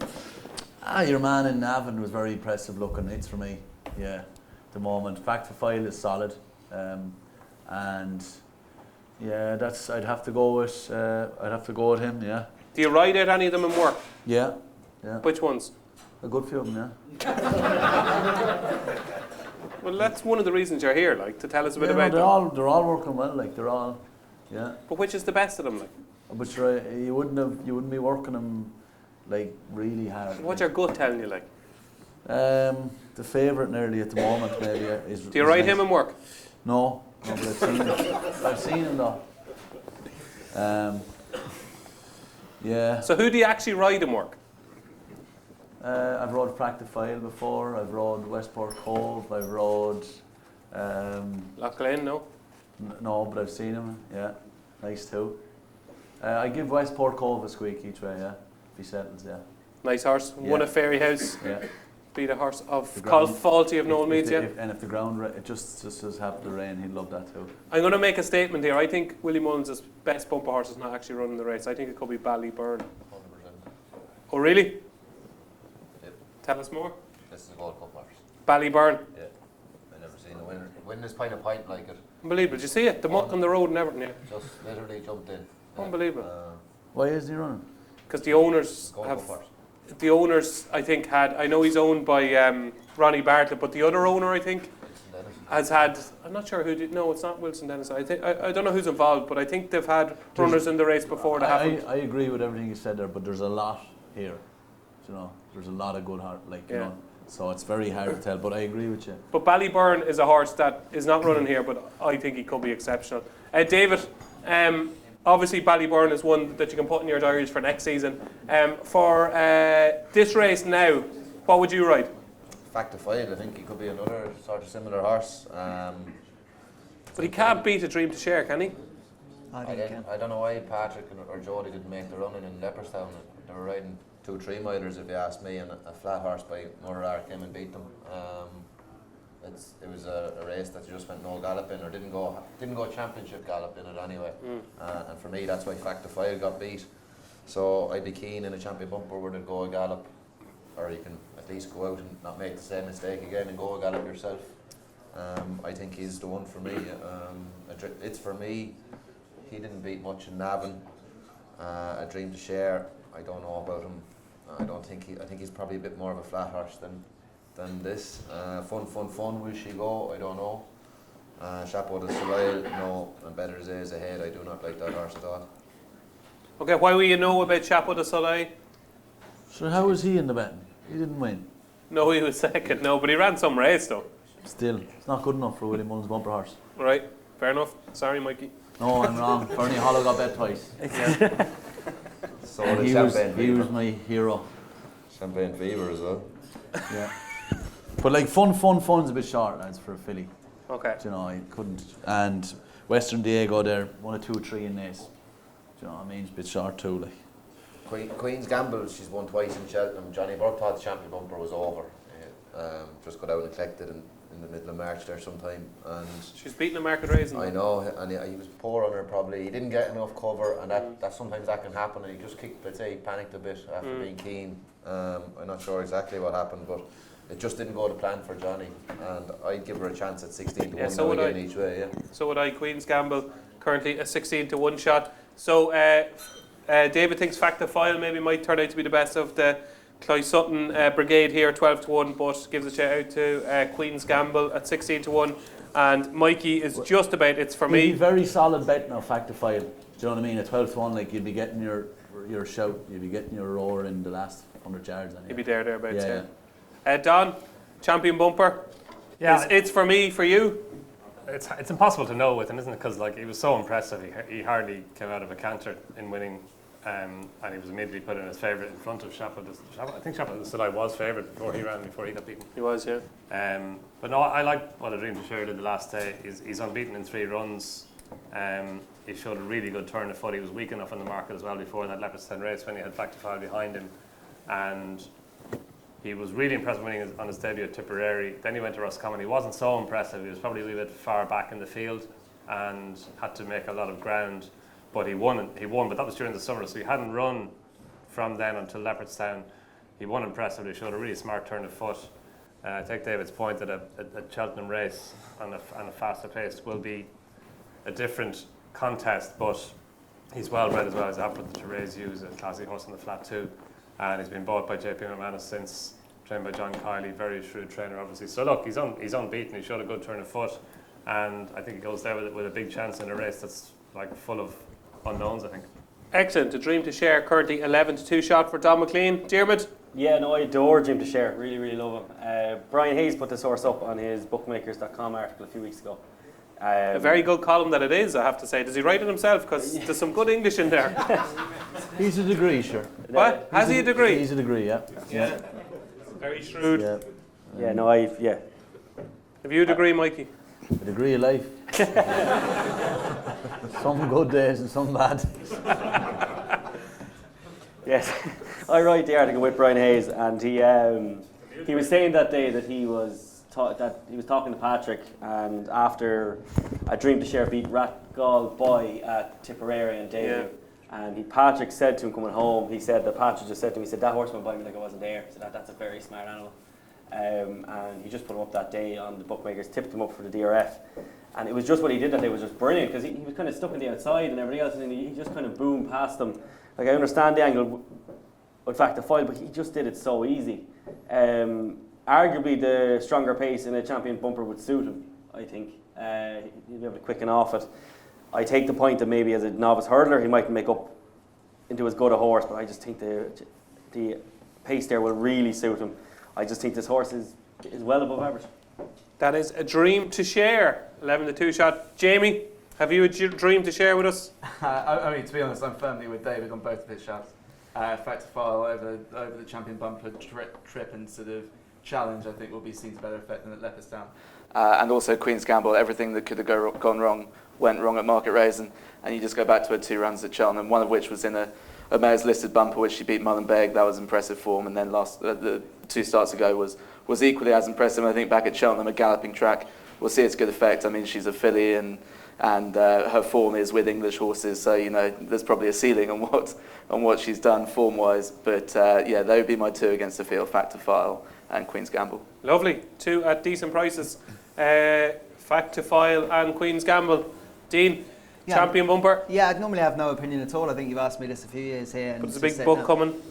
Yeah, Fact to File. Just when I seen it run the first day, I thought it was super. It took ages to get the top gear. When it got there, just lengthens like a really good thing. Why is he going to reverse the form with a Dream to Share? Yeah, actually, I think he was gaining again at the line. Once he hit top gear, he was definitely gaining on I know he was absolutely gaining. And I think they're at it again. The hill. They're going to be divorced. The hill is exactly what that horse needs. So as long as whoever jumps on board doesn't wait too long to get him revved, then I think he'll devour the hill. I'd normally leave the bumper completely alone, but I've already backed it. You've already backed it? What price? That's the price it is now. Lovely. Yeah. And Mikey, could you have a ride in this? No, God, no. I only ride the couple at home there that are just a bit of fun. That's all. Okay. Yeah. You wouldn't get the call from No way. WP? I wouldn't take a ride in it because I'm. Would you not? No. Okay. No. Fair enough. That is the Weatherby's champion bumper. So a few at decent prices there, I think, to take out of that. Queen's Gamble anyway, and Fact to File at 12 to 1, but a Dream to Share seems to be the solid one at 11 to 2 for the gang. That is day 2. We're going to move swiftly on to day 3 before you get your break, because we're going to take a break after previewing our 3 races on day 3, and you can get a pint and go to the toilet. And we're going to come back then after the break for day 4, handicaps and everything else. So day 3 kicks off with the Marsh Novices Chase, which is wrong, whoever did the printout. Who did the printout? That was me. Turner's Novice Chase. Yeah, fuck it, yes, Marsh me arse. Turner's Novice Chase. That's Turner's and everyone else's. No, I did a the print sheet for he him. gave me. Yeah, This is my running order. Yeah. So anyway, the Turner's Novice Chase, 11 Taste, Mighty Potter, 9 to 2 appreciated, or 9 to 2 Banbridge, 5 to 1 appreciated, 7 to 1 Sir Gerhard, 12 to 1 Journey with Me, who doesn't run, 12 to 1 Stage Star, and 14 to 1 Bar. Right, this is going to be interesting now. Have we any Mighty Potter fans in the crowd? Hands up if you fancy Mighty Potter. I kind of thought there'd be more, to be honest. What's up there? For our few up there, I'd say 40 to 50% of the audience, just for our viewers watching, 40 to 50% of the audience seed. I thought we could have wholesale agreement here with Mighty Potter. 11 to 8, good price, yay or nay? Yeah, I think the price is fair. He's the right favourite.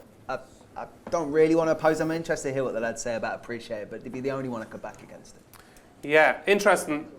Appreciate It, right? I did a preview with David Casey the other night. He thinks he's loved that. Yeah, he loves the horse. Yeah. Mind Casey on about him the whole time the last couple of years.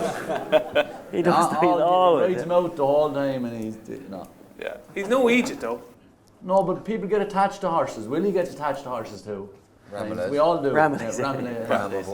Yeah. But this is the greatest bet of the week, the favourite, and I tell you, he's probably one of the best horses running that week. He is a certainty. That's buying money now. That is, whoever Jack rides him or whoever Russell's going to school him around, he's a league ahead of them. And if you give him a belt, he'll put his head down and he'll gallop up out through. He'll go out nearly to the stable yard. That horse. He's the best horse I've seen this year. There's a clip the you're going to see on Twitter very soon anyway. The greatest value of the year was that horse at 6 to 1 in the Drinmore. That was the greatest bet ever. Do you know what we love here? We love after-timers.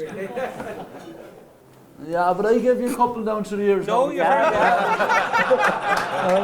No. Yeah, you're very good. You're very good. So you think Mighty Potter is just different class? Different class, like he's up galloping champ class. Like he's the best horse I've seen this year, bar Constitution Hill, without a doubt. The first day I saw him in Down Royal, I loved it. He was there. He was going so easy. He was nearly trying to run out. His head was like this, and when you get down in the saddle on him, you see his neck go down and his head down. That's the greatest feeling a jockey can ever get. You know, no matter what comes around you, this horse is only wanting to go one way forward, and he'll out-battle anything. Jeez, Mikey, when you get that slitter and you're on a solo run, you're like Lee Chin bursting through the middle. It's like when you come back, you've done 40 minutes in a game and the lad is carrying a little bit and he's panting and you know, I have it in the legs. That's what he's like. Yeah. You're good, Mikey. When you get in full flow like that, you are very, very good. But he's If Racing TV are watching that now, they'll be on to the you. reason we're here for novice chasers like him. Them are what you want, like. Right. You're not going to change your mind? Not one bit, though. When I'm strong on one, I'm strong on one. Mikey's charity bet, Banbridge. He's your best bet of the week. Okay, so Mighty Potter, best bet of the week for Mikey Fogarty, 11 to 8. David Mullins, do you agree with your good pal Mikey? I do. I agree with him on ability, but he's a very big horse for Cheltenham. He didn't show up there last year. Made a few mistakes. He nearly stood on himself a few times in the Drinmore. He jumped so well and nearly fell over the back of a few fences. Listen, he's a very good jumper, but he's just very big for around Cheltenham. And it just could be a problem. It was probably a problem last year for Gallop and the Champs as well. Big jump and fell over at the back of stride later. Mighty Potter could be something similar. Gallop in the Champs is not big. No, he's not. Yes, he is. No, I had won this this. last year. He had this bet last year and you owe me. The boys pulled out a major I'm mistake. going to show you a video, right? I know, I agree with you. I rode the horse. He's not a massive horse. You want to see him next to Who was Monkfish? right? Monkfish makes He him might look. be. He was 16-3. No, You told me he there's wasn't 16-1. He's not 16-3. He's not. You were talking to the lads that pulled out I the don't stick. give a shit. I wasn't there when the stick was there. Anyway, go on. I'm going to find a video, but continue your point But there, the David. new course will help Mighty Potter. The old course, I agree with you completely. He is Yeah. a big bionic. David Mullins texted me a few days afterwards last year. He said 16-3 confirmed. Yeah, but I wasn't there. That's the lad that leads him up. That's the message It's here. the lad that leads him up for me. And he's a small 16-3 then, I'd say.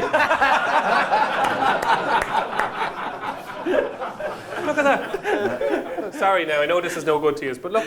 There's Monkfish beside him, look. Monkfish is about 17. But look at him. Look at him. He's like a dwarf.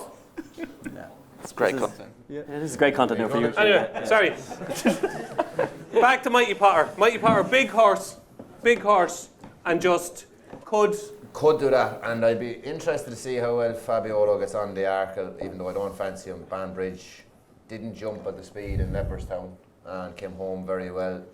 I thought the race fell apart. Maybe it didn't. We'll see on the Tuesday. Banbridge could get a bit closer if that is the case. If the Leopardstown race wasn't farcical. Okay, and you're not an appreciated fan either. I just think he's gone past it. I think they should have went novice chasing last year instead of going for a champion order. I thought he was a 3-miler as well, to be honest. Okay. Don, are you a Mighty Potter fan? Jeez, he's glorious to look at, isn't he? Yeah, I know. You couldn't not be a Mighty Potter fan. And we forget he's a dual Grade 1 winner over hurdles. He won 2 Grade 1 races last season as a novice hurdler. We kind of remember his disappointing run in the Supreme Novices Hurdle, but no, he was a very good hurdler, but he's a better chaser. What he did in Ferryhouse in the Drinmore was very, very good. He kind of stumbled in landing over both the 4th last and the 3rd last and could have come down and then ran out an impressive winner. He was very good at Leopardstown last time as well. But he's short and he has that blip in the Supreme Novices Hurdle at Cheltenham last year on his only run at Cheltenham. So that has to be in the back of your mind. And Banbridge, by contrast, has won a Martin Pipe. He was very good at Cheltenham. He had the pace to win the Arkle trial at Cheltenham as well earlier this season. Now, he was caught out for pace last time in the Irish Arkle when Dyser Dynamo set that really fast pace in front. And it was on the back of that they probably decided to come here instead of going for the Arkle, because the Arkle was a possibility before that race. But you have to love the way he came home. And I know he's got about 18 lengths to make up in Mighty Potter from the Drinmore Chase, but that was on soft ground at Ferryhouse, at Cheltenham, where he's proven. I think he can get a lot closer to Mighty Potter than he did at Ferryhouse. And Martin Pipe hurdle winners have a very good record of going on and being Grade 1 horses, and I think Banbridge could be one of them. Yeah. Gallop and the Champs is another one, wasn't he? He was. Yeah. Sir de Champs was another one. Yeah, very good. Don Polly. Don Yeah. Pauly, yeah. Poor old Don Polly. Mikey. Diarmuid, Mighty Potter, yay or nay? Yeah, look, I've been cracked about this horse on this pre night last year. I put him up against Constitution Hill, which went great, but bar that, this horse he's just been brilliant. I cracked about him. I put the double up for the Dublin Racing Festival. I just said he'd win both races. I think he still will. Last year at Cheltenham, I just think it just went wrong for him. I just think we can forgive him that. I mean, Don Cossack took him a while to figure out Cheltenham. There can just be individual bad runs rather than something being wrong with the horse dealing with a race course sometimes, you know. As in, if it went wrong again, I kind of accept that. But Yeah, like I actually think him to beat Adamantly Chosen is a great bet as well. I think at the exacta there, the Adamantly Chosen will be ridden. He'll be ridden. Exacta. He'll be ridden again like he was at the DRF. I think Brian Hayes has really found the keys to that horse, that you ride him dead from the back. He chased home Jerry Colombe, he's now chased home Mighty Potter. The quicker the ground, the better Adamantly Chosen will be as well. Adamantly Chosen himself is a great each way bet in this race. What price are we talking about? 25s maybe? 25, 33, they like, wow. He'll be bigger on the day as well. And it's a crazy price because he has now chased home Jerry Colombe and Mighty Potter. And he's like, Brian Hayes said that when he got towards the last, he had a moment of kind of, God, I could win this. And then when he looked up, Mighty Potter was just gone again. And he said he was blown away by how Mighty Potter just powered away again. Wow. And like the horses behind Mighty Potter, it's not like we're talking about bad horses. He finished ahead of Kilcrut. And Brian is riding him, and Danny could ride the next, or whoever rides him. They're just riding him off the pace, and he's finishing. And on that ground, he's getting better with the better ground. I think Adamantly Chosen gets closer, but I think Mighty Potter is just another level. He's a Gold Cup horse next season. Okay. And Adamantly Chosen chases him up. Interesting shout, an exacta, no less, from Diarmuid Nolan in the Turner's Novice Chase. Mighty Potter to beat Adamantly Chosen. We like our exactas, don't we, Jamie, on the tote? Yeah, absolutely. But I mean, that's the bet that would pay sort of somewhere between 25 and 30 to 1, 12. I'd say. So, as much as he's 33 to 1 to win, if you're banking on Mighty Potter like that, it's value to play in markets like that. Because, I mean, I'm with the team, though. I'm fully on Mighty Potter, and I might have just been talked into the exacta with Adamantly Chosen as well. But, yeah, no, I won't take up too much time there. Mighty Potter? Yeah, I think so. The only one I could back against is Appreciate, and I probably won't. Yeah, I'm an Appreciated fan. I don't think he beat Mighty Potter, but I think he's better than the lads.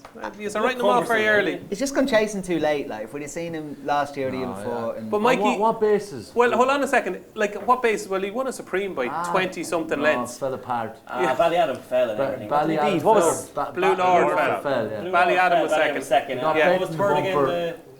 Yeah, I know. But anyway, just my theory on Appreciate, I'm not saying he's going to beat Mighty Potter. My theory is he was 1 to 5 and 1 to 9 in his 2 chases going into the Dublin Racing Festival. He plodded around. Top Bandit fell, unfortunately, gave Jack Kennedy the fall. He was never even out of second gear, and all of a sudden he goes in, and he obviously wants further as well. All of a sudden he goes into a Grade 1 at Dublin Racing Festival that has Dysart Dynamo in it, and it's a complete shock to the system. It's like, what the hell is going on here? I haven't raced like this in years. I think he's going to improve for the step up and trip. Oh yeah, hands down. Yeah, I agree with that. Like I think he's definitely probably the only danger in the race to Mighty Potter. Yeah. I think. so. There you go. Yeah. That is the Turner's Novices Chase. We're all massive Mighty Potter fans. And after that, who's a Mighty Potter fan? Look, you have convinced them. Look, it's gone from about 50% to about 70%. They're doing a good job. That was less hands. Moving swiftly on to the Ryanair Chase, which now has a very warm order. If we did this preview a couple of weeks ago, it would have been Allaho. It is now Shishkin, who is now 4 to 5. Shishkin. According to my colleague Paul Keeley in the Racing Post, he thinks Shishkin should be the same price as Constitution Hill, but at the moment he's 4 to 5. Conflated is 11 to 2 along with Blue Lord. Fury Road 7 to 1. Janadil 8 to 1. Envoy LN 12 to 1. French Dynamite 14 to 1. And 16 to 1 Barsh. We're going to have a break in a minute, so just a little bit of hush for the last few minutes of part 1. Dean, Shishkin 4 to 5. Is this the greatest price of all time or the greatest lay of all time? It's still a very fair price, but if you listen to the race hour, as you do, DJ, yes, every week you're on at 7. Teeing you up here. 7 to 1. Yes. Put up as a certainty then. And still more certain now. Are you on at 7 to 1 yourself? Yeah. Beautiful. You're in a nice position now. Will you lay any of it off? No, not at all. So you're a massive Shishkin fan? Yeah, there's nothing in there of a similar level. I think he'd win the champion chase as well, even though they sent him up on trip and they're happy with him. As long as he's back, he'd beat anything. Shishkin, Jamie? Yeah, absolutely. And Janadil I like in the exacta. Yeah, I'll keep it there. Yeah, I'm a big Janadil fan. Diarmuid? Yeah, I'm a huge Janadil fan. I put him up before the last day actually, and I do like him. I've liked him with a while in the race hour. I just think that run in second, he doesn't have an allo to bump into, and like Shishkin is the right price. I'm not exactly taking on Shishkin. I'm just going each way angle against him slightly. Just Shishkin still has the propensity to kind of bomb out again. We don't fully know what was wrong with him. The bounce factor, as little as I understand about it, has to be a small factor here as well. He's only come back. It's going to be 3 and a bit weeks, is it, going into this now from the Ascot Chase? Like, that's not ideal. He's streets clear these, don't get me wrong. He's a brilliant racehorse. He's 170 something odd horse. He's excellent. But this horse has had the propensity to fall apart before. And I wouldn't be massively keen, as good as he is, that something could go wrong there again, unless it was on a price that Dean's on. Janadil for me, each way. Did you buy shares in the word propensity this I morning? must have bought it. Yeah. You're on 4 at the I moment. literally thought that there. Yeah. Propensity. There we go. To say it, Shares have risen there on the stock exchange. Doors out there somewhere. Janadil, but Shishkin will be your number 1 choice, yeah? Shishkin would win, but I'd still be happier to play Janadil each way. Janadil, I completely agree. I think Janadil is a cracking each way price here. Currently at 8 to 1. 8 to 1, that's a massive price by Janadil. I agree. Don? Yeah, I agree on Janadil. He was very good the last day. It's very seldom you see a horse in Gorham Park go for. I know there's only 4 runners, but if you turn into the home straight last of 4 runners in Gorham Park, very few of them win, and he won going away. And he didn't look to be travelling as well as he proved to be travelling in the end as well. But look, Mikey is making hard faces in the end here. Sorry, I was thinking about the Ryanair. It's a farcical race. We'll come to you in a minute.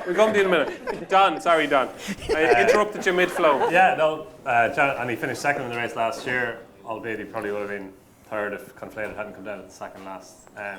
So look, there's a lot to like about him. He does go well fresh though, so it's not guaranteed that he's going to improve from his Gorham Park run, but the turn of foot that he showed on soft ground was a really impressive performance for a horse who's proven at Cheltenham as well. I was thinking Autumn Couleur might be supplemented to this, but then he got beaten, and then Shishkin came on the scene as well in the same ownership, so I don't know if the lads know, but maybe he won't be supplemented now.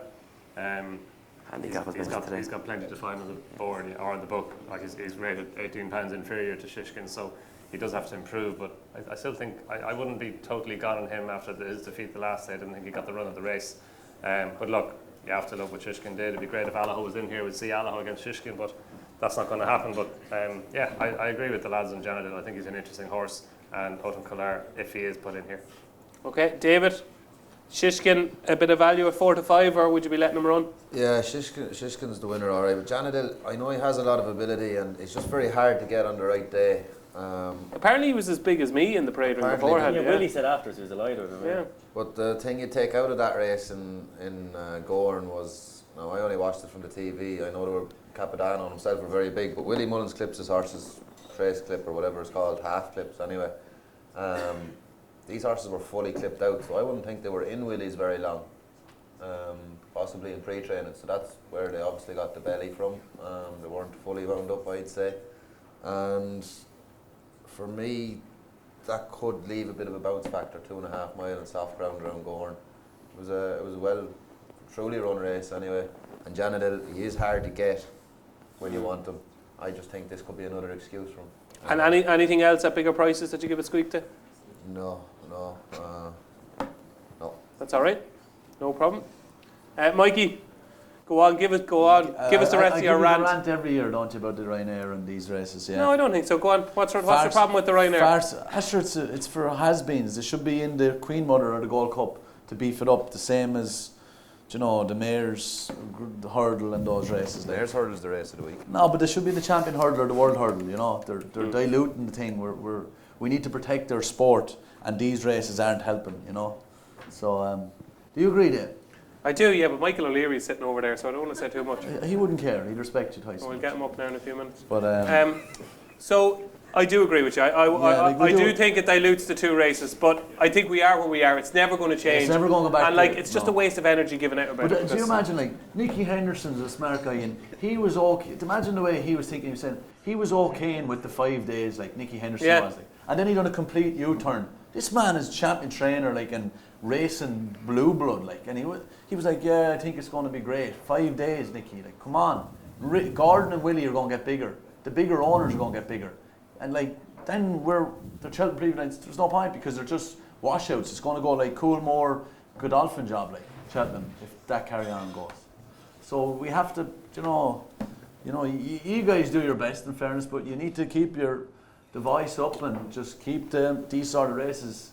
Keep them out. We Get rid of want them. competition. We want these smaller trainers competing. We don't want Willie and Gordon But or you see, whatever. it's better for Willie and Gordon and Nicky Henderson for them to be more races because they'll be just getting more owners for more races. That's what I said. And, yeah. Fine. So why would they? Nicky Henderson says. So why wouldn't they? It's more winners and more money for him and more owners, more But horses. that's not good for the overall game. Like that's people like aren't Would you going to ask gamble why? as much when Willie and or whatever. It's not Willie's fault. And he's a genius. And not Gordon's fault. I'm just saying Nicky wanted a 5th day. Like we've all been to Cheltenham there, right?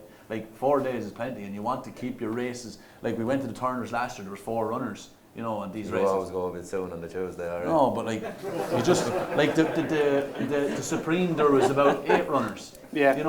Oh, I completely Even agree for with jockeys, you. Completely agree. You want to get jockeys going, like sure. Town can pick whatever. Like you want, you want 15 runners, 16 runners. We don't want the case where it's a straight lines. You want like horses, the hard luck stories, the small boy winning, like. Yeah. And these races aren't helping. Right. Unfortunately, the Ryanair is part Don, of do the... you agree? Yeah. I fully agree. Thank fully you. agree. Yeah. No, because I wouldn't be as well up in it as you. No. You would. Jeez, you'll well up in it, all right. I'd say the panel, I'd say everybody here agrees with you. Yeah. We're all in agreement. But Annie is ever. You have to say that, Dave. We have. No, I know We you write do. about it time and time again. Okay. But the race is here, and this is Cheltenham Preview Night, and this is one of the races we're previewing, and we Yeah. want to know what's going to win. Siskin, sure. Look at like 4 to 5. I couldn't trust him after the last few runs. What could you trust then? I couldn't trust Janadil either. I don't know why. Right, go on. What could you trust? Blue Lord. Would No. he give you? Is he not running it? No, he could, yeah, but Yeah, I'm I presuming you won't trust him. Wouldn't be a big fan of his either. Right. Fury You're Road. getting through them. There'll Fury be no Road. winner of the Ryanair. Fury Road. I'd have it. Whatever, maybe. Fury Road. Yeah. Be the one there. For me. Fury Road. You just got a Jesus from Jamie Benson there. He's not going to win. Like, but if it was 7-1 there, you could have a 10 or So what are we doing here? What are we doing? You have a 10 or a trade, but for me to go, for someone to go and have a good hefty bet, it's just going to 4 to 5 for a horse that had either a heart problem, a brain problem, or some problem. I think it was a win, wasn't it? Yeah. Win, was it? I think so, yeah. It was a fair turnaround in the wind up then. Okay. Thumpy. But Put it on your tail. Right. Okay, our final race before we take a break, a much needed break, is the Stayers Hurdle. And usually this doesn't tend to be one of the highlights of the week, but this year it is, because we've got a cracking renewal in store. Blazing Cal is currently our 11 to 4 favourite. Tihupu 4 to 1, Marie's Rock 5 to 1, Home by the Lee 6 to 1, Flooring Porter 7 to 1, Classical Dream 9 to 1, Gold Tweed 10 to 1, 14 to 1 Paisley Park, and it is 16 to 1 Bar. This is a corker, Mikey Fogarty. What do you like? I saw Blazing Cal in Navan, and the ground was tacky, and first run for Charles. I love the fact that even Charles said he got a cut and all. That's great, and whatever, the point drifts out another bit. Blazing Cal for me at the moment, anyway. So you don't believe the... Not one. Well, he might have had a cut. A cut? Sure. I get a cut in my finger, but I don't. I still go to work. You don't make it public, yeah. No, well, you can, but I thought it was great. They all got the right few quid each way. Okay. On them all year. Okay. So do you fancy Blazing Cal? I do. After seeing I was down at the last with Jamie Codd there, and I just thought that'll do me. I just thought he was a very good horse, and the Charles won it before, and I think he might win it again with him. Lovely. Won it with Solwood 10 years ago. David, is Blazing Cal going to do it for Charles Burns again? I wouldn't be backing him. He does look the one, alright, but no, not like this horse could have ran. He could have won 23 schooling hurdles before now. But how do we know? Like, so for me, if I was going to have a bet, I'd stick with Tihupu. His form is rock solid. I think he'll enjoy better ground, even though his form says no. Do you? I think so. Yeah. Why? By Mass Marvel, and he's not a big horse. He's a bit slight, and I actually thought he didn't travel in Gorn, and I put that down to the ground, and his ability won it for him. Marie's Rock run the mares, Home by the Lee. Oh, she's going here. Looks like. Yeah, looks like. Yeah. Today he was leaning towards the Stayers Hurdle when he was interviewed at Kempton today. Now into 4 to 1 on the exchanges. Well, I wouldn't have any of the rest of them bar the top two, and for me it's Tihupu. I trust Gordon. Okay, so 1 vote for Blazing Cal, 1 vote for Tihupu. Don? I haven't had a bet in the race, David, but look, I think it's a fascinating race. Blazing Cal, fascinating horse. He's been off for so long and then came back and won the Boyne Hurdle as impressively as he did, and was put in as favourite. Tihupu was favourite before that after he won the Galmoy Hurdle. I am a wee bit worried about the ground just because all his form was on soft ground, but yeah, fair point for David. and it's a case of whether it's the stamina test that he needs that the ground provides, or whether he actually needs to get his toe in. So, and we don't really know because all his best form is on soft ground, including when he stepped up to 3 miles the last time, won the Galmoy Hurdle. He won the Hattons Grace Hurdle in his first run this season. He was disappointing at Cheltenham, but that was over 2 miles, so you can allow him that. So look, he's an improving horse. He's a young stayer and he's a big player. Marie's Rock is a player too, I think. Like she won massive player. Yeah, she won the Mayor's Hurdle last year. She like. I had a look at that race again this morning. She really stayed on up the hill, and same thing in the Railkeel Hurdle last time. So you can see why they're going here. Looks like they're going here, having won a Mayor's Hurdle, and she's well up to it. Home with Ali is probably, generally a horse who doesn't have a lot of love, generally underrated. He's got his quirks. Flooring Porter had a setback and race against time to come back here. Gold Tweed. And Gold Tweed still has to be supplemented, doesn't he? He's not in the race, but he won the Cleve Hurdle last time, and he's a bit under the radar being a French horse. We just don't know how good he is or how good he could be. To me, I don't really have a strong opinion. It's a wide open race. Marie's Rock, I started coming down this morning just having a look at her race, but I don't have a strong opinion. It's wide open to me. Do you have a strong opinion, Diarmuid? Anything you're plucking out at bigger prices? No, well, I was on Blazing Cal most of the season, a 7 to 1 or so, but the last few weeks I've really been warming up to Marie's Rock. I just think she was brilliant in that Railkeel Hurdle. She was just really, really good, and she's got loads of Cheltenham form. They all have to give her weight. Like Blazing Cal on good ground as well would be a small concern, really, with just the size of him as well. He's a brilliant racehorse, but the ground, Tiupu as well. Marie's Rock has a lot less boxes to tick, in my opinion, bar obviously the 3 miles thing, but she's always looked like she was a real stayer. Getting that weight at 5 to 1 is probably shorter now than when we did this morning, but I really like Marie's Rock. Really, really like it. Excellent. Marie's Rock for Diarmuid Nolan. Jamie? Yeah, I'd be firmly in Marie's Rock camp as well. You can't help but be taken by how she stays on at the end of the 2 mile forward, the Railkeel. And Marie's Rock, let's kick on. I need a break. Dean? I'm a big Marie's Rock fan, was last year. I don't actually think, I'd never really pegged her to go for the stayers, but I can understand why they're doing. I already won a mares. I wanted her to go in the mares again. I'd already backed her. So Pocket Talk just makes me go, I don't care. Hopefully she goes well. Marie's Rock. Marie's Rock, I think if Marie's Rock runs here, she's got a cracking chance. And just one that I think will run well at a massive price is Ashdale Bob. Stamina is a little bit of a worry, but just travelled so well in the Coral Cup last year and finished second to Classical Dream in Punchestown. Will Classical Dream run, lads? Yeah, I'd say so. Yeah. Is he working away? Yeah, that's what I've seen, yeah. Yeah? Okay, fair enough. You don't fancy him though? I don't think he's a strong enough stayer for the World Hurdle over there. You need to get things right. Like, and he just doesn't. He doesn't travel like a World Hurdle type of horse. But But then again, Flooring Porter did make the running, so. Yeah. Gold Tweed for us. I thought he got one of the best rides of all time, and that was the Cleve Hurdle. Yeah. Yeah, I thought that was one of the best Cheltenham rides ever, and that's the only reason he won it. Gabriel Leander is a very good trainer, but he has no chance unless, I don't know, I can't see the other jockeys doing that again and him getting his free run around 10 to 1 he should be 25s, I think. Perfect. That is the Stayers Hurdle, and that completes part 1 of our show. It is 9:30 now, so we will just take a 10-minute break and we'll be back in action for day 4, handicaps, mares races and questions from the crowd. So a round of applause for our panel.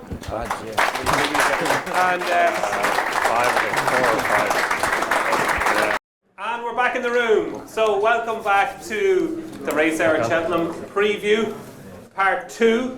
Where we're going to deal with day 4 of the Cheltenham Festival. We're going to look at all the mares races and the handicaps, and we're even going to take some questions from the crowd. So if you've got a question for any one of our fine judges here about anything, be it at the Cheltenham Festival or in life in general, you're going to get an answer from these lads up here. So get a question into your head and we're going to have questions at the end. We're going to kick off, of course, with the JCB Triumph Hurdle on St Patrick's Day. So you'll all be off anyway. So the Triumph Hurdle currently are 13-8 favourites is Lossiemouth, 11-4 Blood Destiny, Gallimore So 5 to 1, Comfort Zone 10 to 1, Bozen at 16 to 1, Zenta 20 to 1, and it is 25 to 1 bar. But my guess is that this market is going to absolutely turn upside down over the next couple of days, because I think Blood Destiny is going to go off a short price favourite over Lossiemouth. David Mullins, am I right or wrong?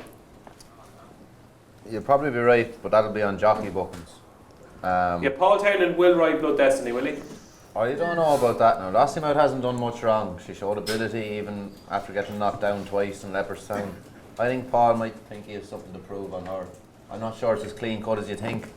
Well, it's not, obviously. Lossiemouth is 13-8 favourite. Yeah, I'm not sure. Lossiemouth has shown ability. I don't know what Blood Destiny has really beaten yet.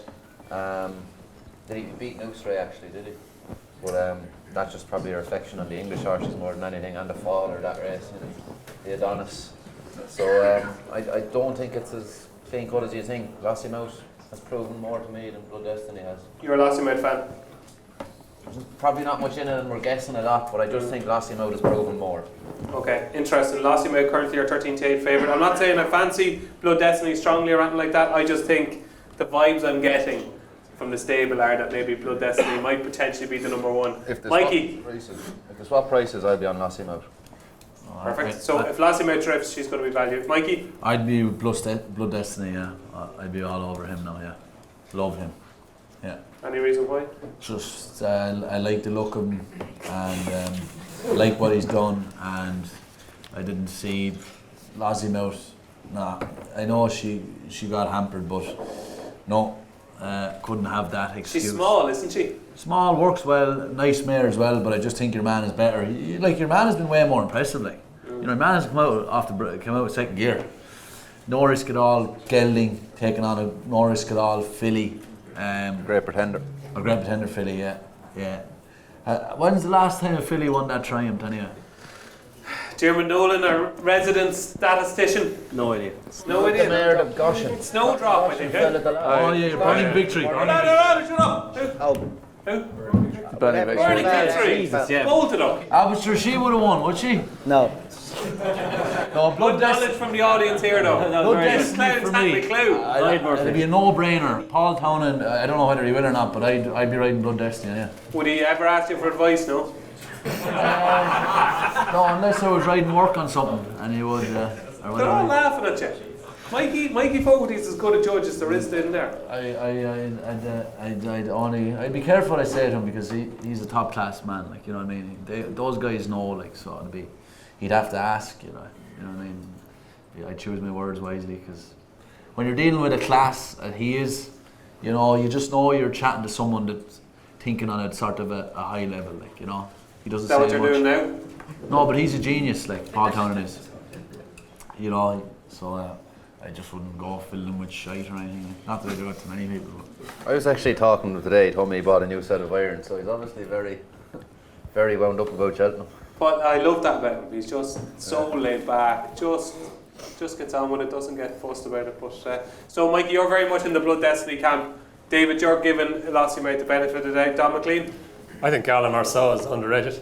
I thought after the last day, all the focus was on Lossiemouth, and it's true she had a horrible run through the race. She was very unlucky, and she finished off her race well. But Gala Marceau, she finished behind Lossiemouth the time before that, but then she was very keen that day. It was her first run. She was keen again the last day, but going to the line, Lossiemouth wasn't really closing on her, and I just thought there was an overreaction to an unlucky loser, as there often is in the market. And 13-8, Lossiemouth, 5-1 Gala Marceau. I think that's too big a disparity. So, 3 judges, 3 different tips so far on the Triumph Ireland. We have 1 vote for Lossiemouth, 1 for Blood Destiny, and 1 for Gala Marceau. Comfort zone for you, Diarmuid? No, I really like Gala Marceau for this as well. Pretty much identical to Donn. I mean, Lossiemouth had a horrible run through, but Gala Marceau pulled the head off herself early on and still had the power to power on afterwards. I think Blood Destiny helps her cause an awful lot as well because she would probably settle better now that she's got Blood Destiny behind her. I think Gala Marceau is a very decent bet at 5-1. Oh, excellent. 2 votes for Gala Marceau, leading the jury at the moment. Jamie? I mean, yeah, I'd have Gala Marceau over Lossiemouth at the prices. Again, as Donn rightly says, unlucky losers tend to be overbet. And I think that the market has overreacted in that regard to what was admittedly an unlucky run. But Gala Marceau won on merit and wasn't slowing down the line. However, that said, I like Blood Destiny as my pick. The form with Nuzret and Common Practice I think is excellent. And I know the yard think really highly of Common Practice, and not to give away too much of my handicaps, but I really fancy him for the Boodles. So, watch this space, stay tuned. Yeah, Blood Destiny for me. Okay, Blood Destiny in the triumph for Jamie Benson from the Tote. Dean? Yeah, I've got to give a shout out here to Gary Connolly, who's in the audience here, who on one of the Racehour podcasts. Put your hand up. He's right there. Where is he? Right in front of you. There you go, right in the front. That's the best seat in the house. Well, he comes on the Racehour now and again, and probably not as often as he should, but he pointed out that the French form, I think the only horse to beat Blood Destiny is Beau Zenith. It was on the same day Lossiemouth won the same card at Auteuil. Correct me if I'm wrong here, Gary, right? And I think the race was 5 seconds quicker than the Lossiemouth race on the same day, and far more competitive because you had Beau Zenith and Blood Destiny going at it in that race.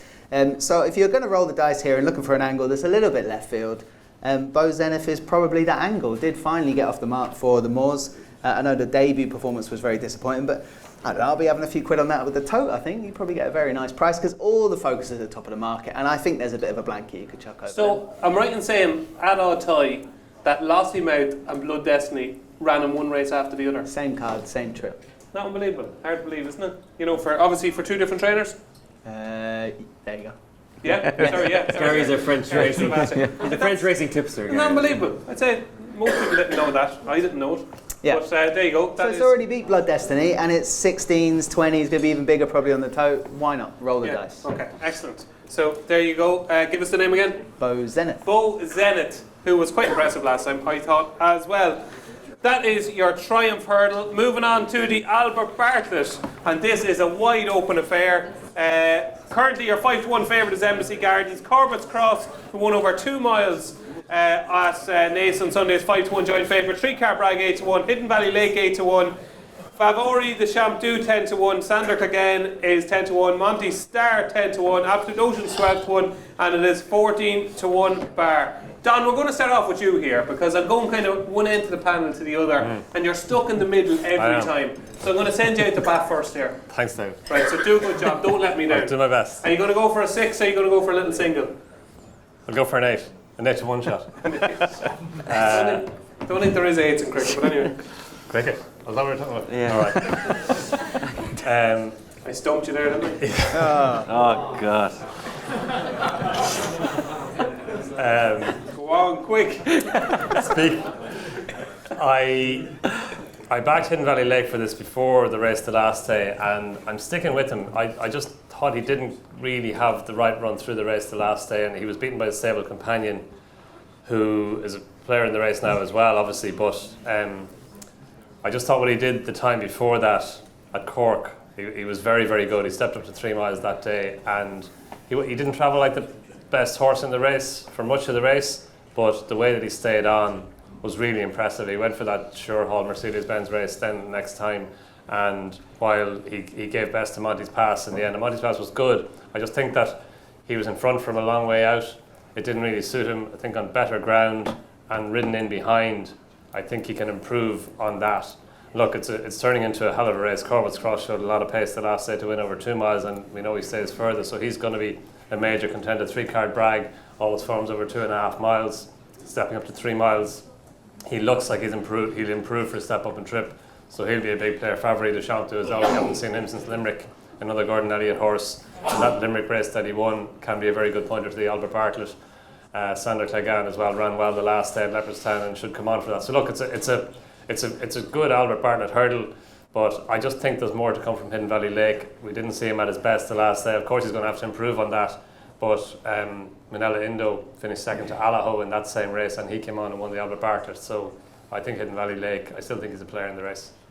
Excellent. Now, Diarmuid, I have to say, kudos to you before that race at Club Mel. You did put all your eggs in the Monty Star basket, and you were proved correct. Well done. I hope you made it pay and bought a few nappies for your impending arrival. Yeah, please God. Yeah, like on the race hour a few weeks ago, or we're in Nav, and I put Monty Star up at 50-1 and Shambally Kid at 40s, because that run at Navan I just think is that's serious form, and I think Monty Star is definitely a player. I completely take on board what Don is saying. Hidden Valley Lake was the one that just kept kind of coming back, but I would counter that with the fact that Monty Star was only figuring himself out I thought jumping the second last, he really went wayward, and then jumping the last, like he only got his head in order as he was coming up towards the line to get up. I think Sean Flanagan gave an absolute peach of a ride.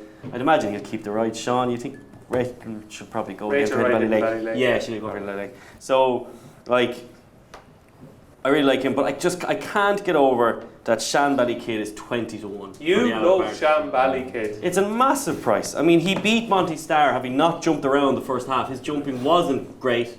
Now again, we'll have that old adage that the last 6 furlongs of this race, there's only 2 hurdles, so that'll help him.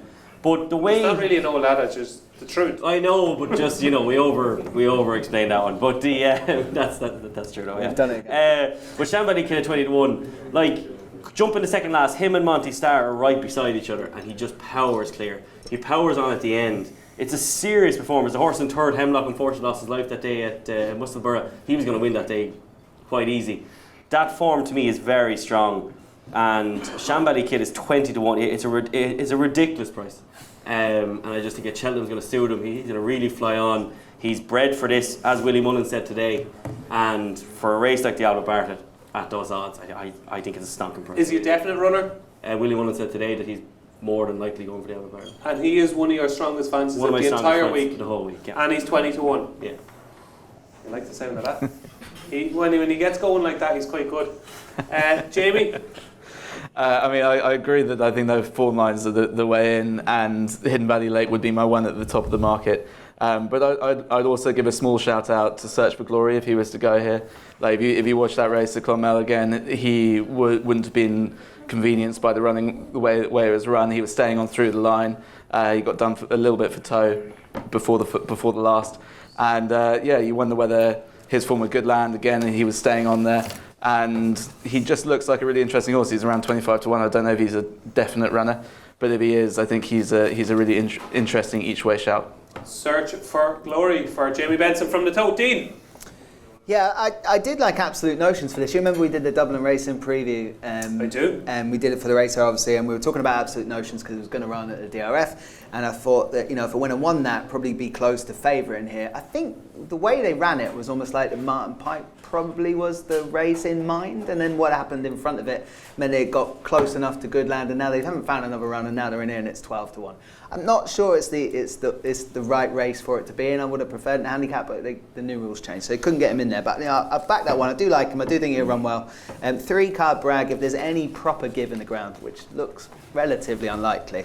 But hopefully that happens for them, because that's going to improve massively for a step up and trip. And I think that's the one they've all got to beat. If the ground is in softer side of good to soft, would do that one. At a bigger price, Seabank Bistro I think is interesting here. A little bit forgotten about, ran well in the bumper last year. Brian Hayes on bookmakers.com. Liked the horse last year, still like the horse this year. And it's just taking a little while for the penny to drop. Could drop here, could run a big race at a big price, and he'd be my flyer. Yeah, put up by price-wise in the Racing Post in his anti-post column. Seabank Bistro. Seabank Bistro is your flyer, but you think 3-card Bragg. You need a little bit of give in the ground. That would be my main pick for sure. Notions. I've backed it already, so I'm kind of tied in. Okay. But if I had to look at a race, I'd Want a few more there, Dean? No. I don't like downwards. Does that help? Trouble in Paradise. Well, how are the Chuckle Brothers doing down there? Albert Bartlett. Are you studying form or texting women there, David? Studying form. Lovely. He was on Snapchat there a minute ago. You have the wrong man looking over your shoulder, David. She was nice.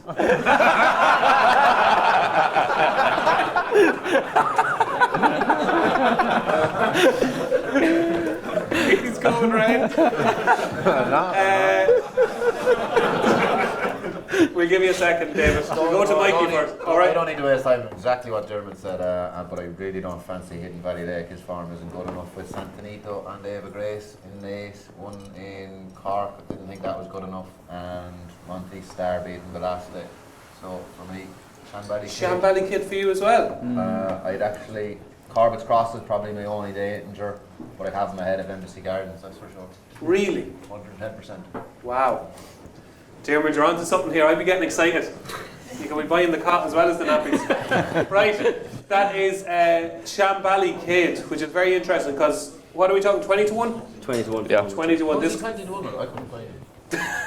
I thought he was 12s on Paddy He was Power. 20 this morning. We did his 12s on prices, Paddy wasn't he? Well, there's money from at the moment on Betfair anyway. That is Shambally Kid, so he's probably one you want to be chalking down from tonight. Mikey, Albert Bartlett. That could be just money because Willie said he was running the race. You know, I wouldn't get sucked in on that money now at all. He'd have no other option though. He He hasn't wouldn't enough be for me. runners.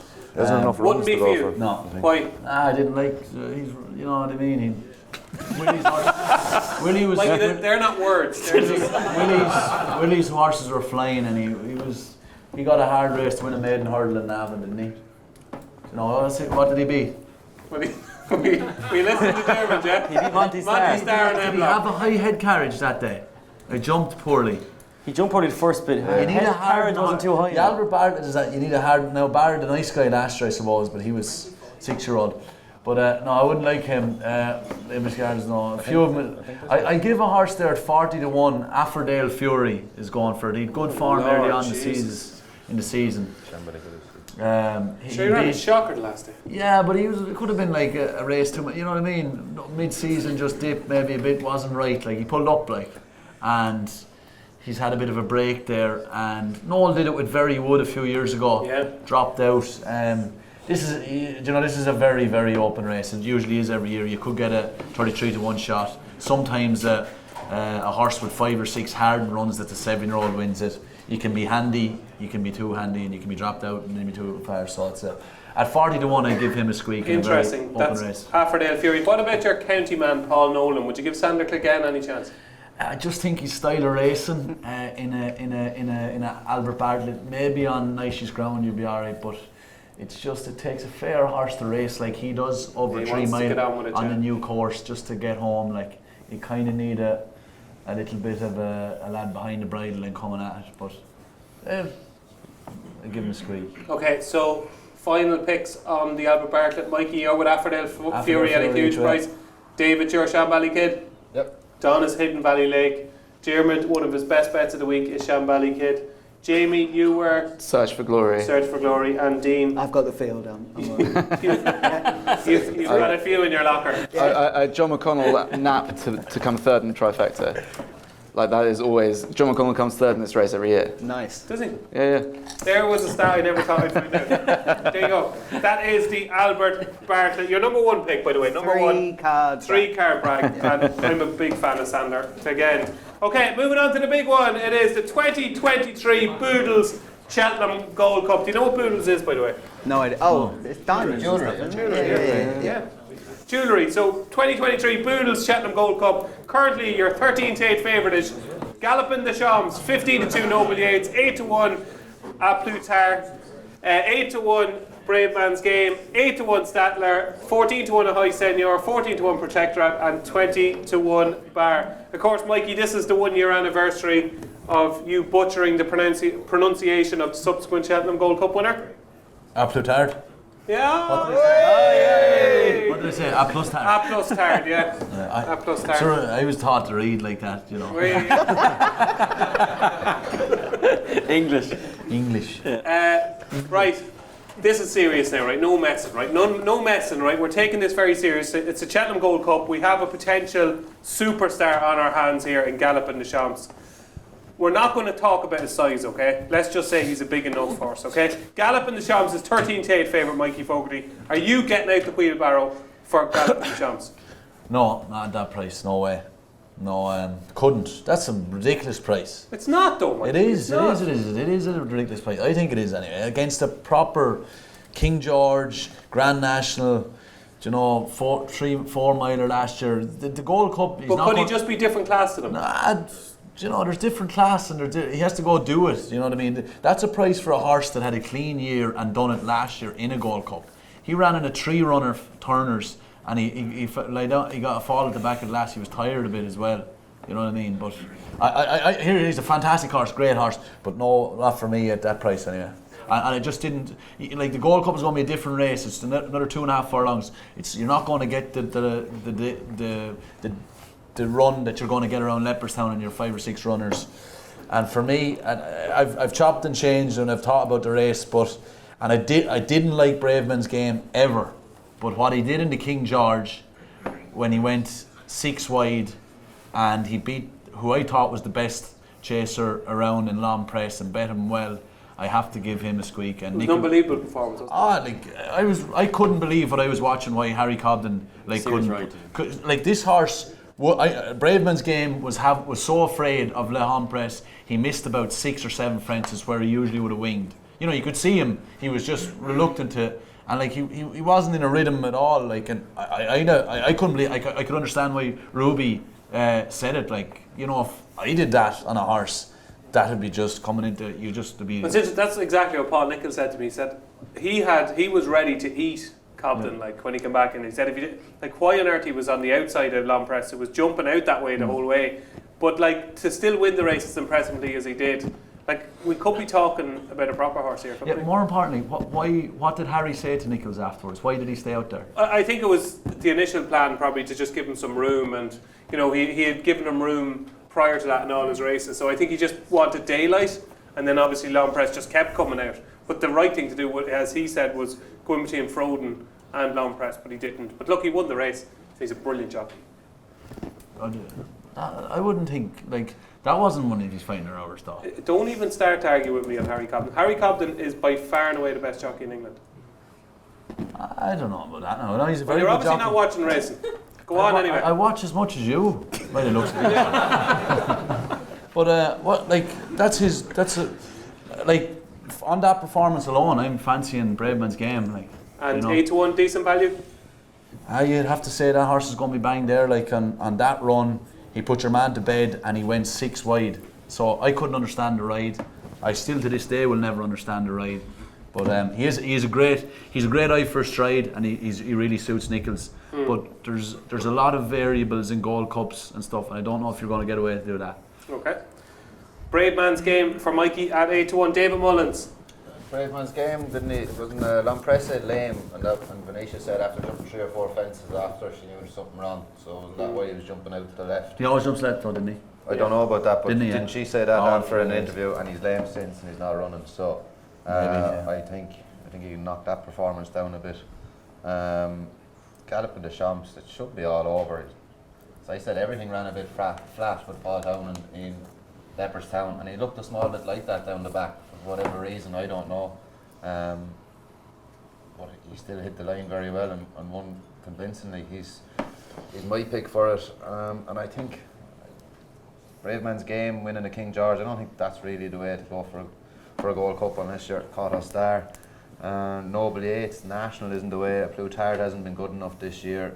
4 miler, I can't think of the last one to win a Gold Cup. River. He didn't win it though. Didn't win it, yeah.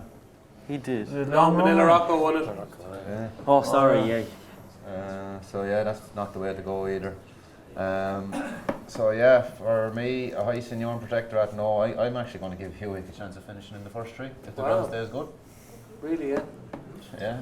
Brilliant. Just on, I know obviously we're having the crack or whatever, but just you actually do think there is something to this Paul Townend thing in the current, do you? I have no other excuse. It's just every horse that Paul Rowe seems to run flat. I can't see any other thing. I don't know. Okay. It's draws, but it's the only one I can come up with. Like you were disappointed by a lot of horses who didn't run their race at Dublin Race Festival. And I wouldn't blame Paul Townend for the rides on them. They just didn't fire. So I don't know what reason. But and they had worked very well at the Curragh. I know. I haven't a clue if they were even in the Curragh. Oh. I'm just saying that the last pieces of work that they might have done, maybe Paul wanted to see which one was better. I don't know. But oh yeah, I know what you mean. It was Galloping the Champs, Facile Vega, and Blue Lord. Yeah. There are 4 horses that do travel and win races, and we're very impressed up to it, and they didn't look the colour themselves that day. Interesting. So you think 13 take Galloping the Champs, that's perfectly fine, yeah? Yeah. Yeah, I agree. I think he's going to be very hard to beat. Don, I know you're going to pluck one out of the sky here. Yeah, he's the right favourite, Galloping the Champ, and look, he's got a lot of the attributes you look for. He's got class, he jumps, he travels, he's got Cheltenham Festival form, Cheltenham Festival winning form, should be a dual Cheltenham Festival winner. But he's short, and I think it's a fairly deep Gold Cup. I know Noble Yates is a Grand National winner. It's you just don't do that, win a Grand National and then come on and win the Gold Cup the following year. And Golden Miller's the last one to do it, and he won 5 Gold Cups. Good knowledge. Aplutar, like if Appletar was the Appletar that we saw last year, he'd win it, probably. But it just hasn't been able to do it this year. In very few attempts, it has to be said. But if he came back, and there's a chance that Henry Romhead will have him back to his best, then he's a big price at 8-1. Just one, he's on your hand once. Yeah.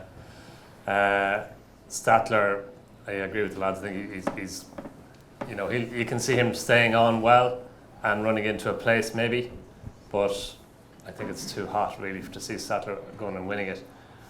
But Conflated, he's not on the list here. I don't think he's 20-1. I think he should be on here somewhere. He's a 10 or 12-1. Yeah, I'd say that's a misprint. Yeah. You go for Ryanair? Oh no, I think he goes for the Gold Cup. He goes for the He's Gold Cup. 12-1. 12-1. Yeah, no, I think that's more than fair. Like I just think he's a horse that doesn't get a lot of traction for some reason. Like he was a very talented horse. He won the Irish Gold Cup last year. He ran on the Ryanair last year, and the trip was probably almost certainly too short for him. He was still going to stay on to finish second behind Allaho, probably, when he came down at the second last. Definitely, I'd say. Yeah. This year, he's won the Savills. He won it with tons in hand. You could have called him as the most likely winner from a long way out. And he hasn't run since then, but that's been the plan. And I like that plan, to go on straight from the Savills to Cheltenham without taking in the Irish Gold Cup on the way. I think it's a lot to win a Savills, win an Irish Gold Cup, win a Cheltenham Gold Cup. It has been done, but it's the exception more than the rule. And I think he's probably a better horse this year as a 9-year-old than he was last year as an 8-year-old. We were down in Gordon's yesterday, and he's very happy with him. Oh, yeah. He's very sweet on him. They fancy him. You know, they do. And I thought it was interesting, Don. Like he said that he was mad as a young horse. He ran out one day with Release O'Neill, and he said it's been a process getting him to settle and getting him to do things right. And he thinks he's at the end of that process now. Yeah, and I think the step up and trip will suit him as well. And he's got that Cheltenham form as well. While he didn't finish last year, he ran well and he jumped well up and down hills. So I think he's a wee bit of a forgotten horse in the race. The only worry you'd have, I'd imagine, is he good enough to win a Gold Cup? Oh yeah, well that's the worry, and it's a good Gold Cup. It looks like a good Gold Cup. You've got the King George winner, last year's winner, Grand National winner, the force that is Galopin Des Champs. So it's a good Gold Cup as Gold Cups go. But you're getting 12-1 about him. I think that's fair. He may not be good enough, but he may be, and I think 12-1 is too big. Well, you've made a compelling case. 12-1 Conflated. I don't think you put anybody off anyway. That is Donn McClean's fancy in the 2023 Gold Cup. You have a good record in the Gold Cup, Don. You fancied Milano the year he won it? No, I fancied absolutely hard the year he was second. Oh, sorry, you got the wrong way around. The year he was second, yeah. that was it. I got the wrong way around. Sorry to rub that in, Don. Close. Yeah. So Conflated nap for second. Yeah, exactly. Diarmuid, Gold Cup. Galopin Des Champs is a head scratcher in that he's clearly unbelievably talented, and I think he answered like 95% of the stamina questions at Leopardstown. The only question I have is at the pace they crawled. It was a bit of a sprint at the end, and he was the quickest horse at the finish. That's the only point that I've left. So I'm going to cling to that 5% to take him on again. I love that. And the flip here for anyone that does listen to the Racehour podcast was I hated him last season. I took him on in every run. That's because I liked him. Yeah, that was it probably, yeah. And it was only we were down at the last watching the race at Cheltenham, and the power he jumped the last. And this season he gave, was it £9 or £10 he gave to Melindo at Tremor, and he went down fighting, 8, sorry. He went down fighting. And then I thought the last day, I just thought that pace really didn't suit him. Now the one issue we have here is that for people like myself that like Statler is the pace. We kind of need a high senior really to kind of get on with it for him. Surely ability is a problem as well. I don't know. Oh, yeah, I listened to Willie Mullins today, and Willie Mullins said that he thinks this horse could win a direct race over 2 miles. Like, Willie really does think that, and literally that's quote for quote. Statler. Yeah, Patrick said the same, that he's not a slow horse. He's Yeah. a horse. Huh? He's a horse. Yeah, he's a slow horse. He's never, Patrick said he's not a slow horse. than That was horse, not horse. yeah. No, but like You're dead right, David. But that's Patrick and Willie have said that now, and I wouldn't have him down as a quick horse at all. But I think there is a situation here where the race develops by a high senior getting on with things, and then Statler kicks into his stamina reserves late on, and I do think he's good enough. I really do. To win a Gold Cup, yeah? I do, yeah, Okay. 100%. At 8-1, yeah, I quite like him for this. Okay. Statler for Diarmuid Nolan. Jamie? Well, I mean, there was a reason I was able to correct you on how many pounds Minella Rindo was giving away. Yeah, sorry, I forgot that. It's because I fancy Minella Rindo. Yeah. I think Galopin de Champs is absolutely the right. This year. Yeah, I know. I'm about 2 years too late, but I've loved the horse for years, and then completely gone off him because you think he's over the hill. But he's been around forever. He's only a 10-year-old, and his record at Cheltenham is 2 wins, 2 seconds. Last 10-year-old to win the Gold Cup. Cool down. Cool down. Cool down. Blimey. I don't think some of you weren't even born. Yeah. I was there. Were you? 96. Jesus, you're fresh But faced. but Anyway. it's I couldn't remember it though. Sorry. frankly I don't see Galopin de Champs getting beat, like in the way, because I was never a Galopin de Champs fan until Leopardstown, and then I saw the look on David Casey when he was speaking afterwards, and he was doing half speed and pulls hands. And I couldn't believe it when I sort of heard that, because it looked like he was in a little bit of trouble when they just kicked. He was breathing hard after the race, though, I thought. So David Casey said like the opposite. He was like, he's done nothing. It was like a piece of work. I mean, the lads in the end will probably know a lot more than me on that, but you've never seen a man as bullish, well, except for as he is with Appreciate It, maybe. Yeah, fair enough, yeah. But he literally could not have been beat in this. And I think he answered the stamina doubts at Leopardstown. Admittedly, they did go cruel, but you still need to stay in that race, and you look at the work he did from the last, and he absolutely flew away. So I think he is the right winner, but I think Manila Indo in the each way price is guaranteed to run a big race. He's absolutely bouncing at home. He's never really run that well in winter, so that win at Tremor was out of character. You know, he got beat twice, I think, before he won the Gold Cup that season, and so don't be fooled that he's over the hill. You know, he's 25 to 1, and I think that's a very, very fair each way price. Excellent. Manila Indo for Jamie Benson from the Tote. Dean? Yeah, I think it's an absolutely belting Gold Cup. Delighted to have all of these ones turn up. We've got all the proper stories around them. Like Galopin does look a monster. I think he's done everything absolutely right. He hit the line plenty hard enough for Leopardstown, so you can't really have too many concerns. The thing is, the problem is the price. Like, I've been Brave Man's Game fan for a long time, and I thought the 25 to 1 around for him before the King George was ridiculous. But it only seemed to be big. I did, but nice. Racehour listeners, again, it pays to listen to the Racehour through the season and not just today. Obviously, it might lose, but We're not just for Christmas. We're not just for Christmas. There's the ad. But but that all seemed to be based around the fact that Paul Nicholls doesn't like Cheltenham. That's nonsense. Train Gold Cup winners. If he thinks his horse is good enough, run it at King George. The view was, if it won the King George, it's definitely going to go for the Gold Cup. You'll have a bit of value. I think he's the only real danger to Galopin de Champs. And that'll do me. We could be looking at a very special horse, but he's 13 to 8. Brave Man's Game, I still think his value at 8 to 1. He'll be bang there. He jumps like an absolute pussycat. Brilliant. Absolutely foot perfect. And he's Never heard that analogy. Jumps like a pussycat. Well, you know when you drop a cat, what's it land on? Like that's what I'm saying. Like, it's absolutely. No, I'm not saying it's wrong. I just I've never heard it before. He's foot perfect, and I think there's enough in there for him to really give this a proper rattle. So I'd be Brave Man's Game. I was a big fan of Statler last year. I don't think he's classy enough to beat this lot. I can't understand the price on Noble Yates. The only worry is what Don said. If you're looking for one other one, it's at Plutar, but one run and pulled up. That Gold Cup win last year, if you have to try and erase it from your memory, but if you remember it, was breathtaking. Unbelievable. If it does that again, none of them will beat that. Can I throw one horse at just David and Mikey? Ahoy Senior and Don and Diarmuid and Jamie and Dean. Any love for Ahoy Senior? He jumps a bit right, doesn't he? He does jump right, but he's better going left-handed. Yeah. But I think he's just completely a spring horse. I think he's a spring horse. I think he's going to improve for the Cotswold Chase. If he gets into a rhythm early, I don't think he's good enough to beat Galopin de Champs, but I think a 14 to 1, Ahoy Senior could be the flyer in the He's good enough race. to be Brave Man's Game on form now. Is he? Yeah. Well, he's beaten him twice already. No, I know, but just a second in the RSA on the line through that horse on the King George, does that not just leave a little issue there? Like, if he was good enough, he wins an RSA last season, doesn't he?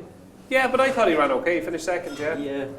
Yeah, I know what you're saying, but he went and beat them all at Aintree. He beat Brave Man's Game, he beat Long Press. He hammered them, yeah.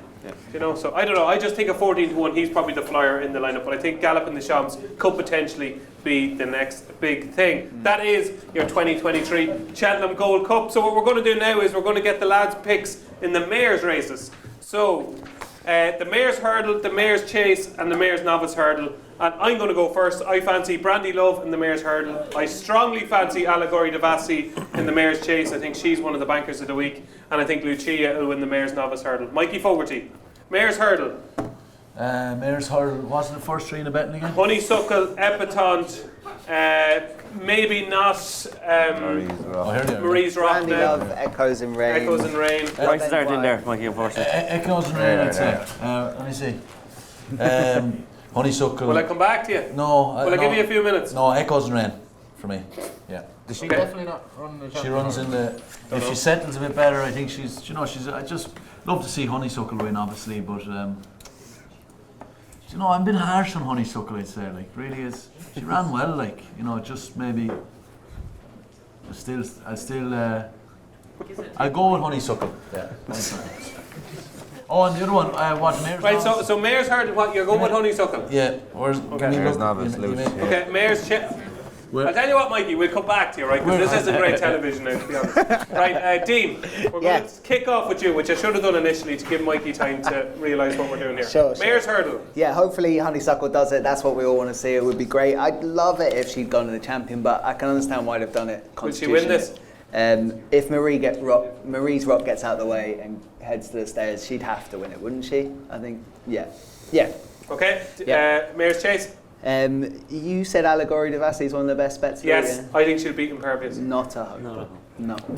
We always latch on to something on the Racehour early season, and obviously. I heard. Yeah, so we're Impervious Big fans. Impervious fans. So we've been backing her since she was like 14, and all she's done is just keep going the right way. You got a good price, but you won't be collecting. No, I think we're great. But you know, we have the option to save on Allegory de Vassy at those I would prices. if I were you, yeah. I'm not going to. Okay, no, you should. absolutely not. Okay. So yeah, Impervious is a certainty, and then there's Luckier should be in the Supreme, I would say, but Lucia. Are you Mikey Fogarty? Luckier. Well, you can send it down to him and see what he thinks, but Lucia. yeah, okay. Should be in the Supreme. What? Should be in the Supreme. Should be in the Supreme. Yeah. Why? Yeah. I just think that's what these races do to this meeting. I know that. We don't want to go back there. No, I know. Should be in the Supreme. Yeah. We'd have a good chance, I think. But will she win the Mayor's Hurdle? Absolutely. Yeah. Yeah, she's a good thing. Yeah. Okay, so that is Honeysuckle, Impervious, and Luckia. Correct. Also called Lucia. Jamie, Mayor's Hurdle. Honeysuckle, if any one of those other horses had run that race in the Irish Champion Hurdle, they would be shorter than Honeysuckle would be for this, and she's a multiple champion hurdle winner. We do judge her harshly, don't we? Yeah, completely. No, I think she's a cracking bet even, not only just to like this winner. Then Lucia. Mayor's Chase. Sorry, Mayor's Novice Hurdle, Lucia, certainty. And then Mayor's Chase. I'm actually going to take a couple of flyers against Allegory de Vassy because she jumped right last time, notably. And I'm going to go with Magic Days, who I think might just be learning her job a bit better now. She's near enough double figure price.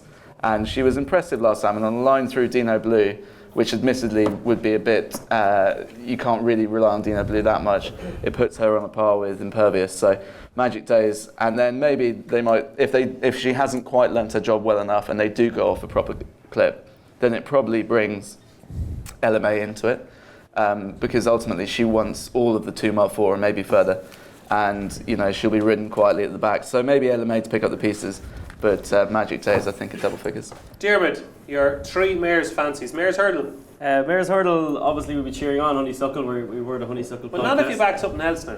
I like. No, I still would. To be fair, like we really love her. Like she's done us plenty of turns.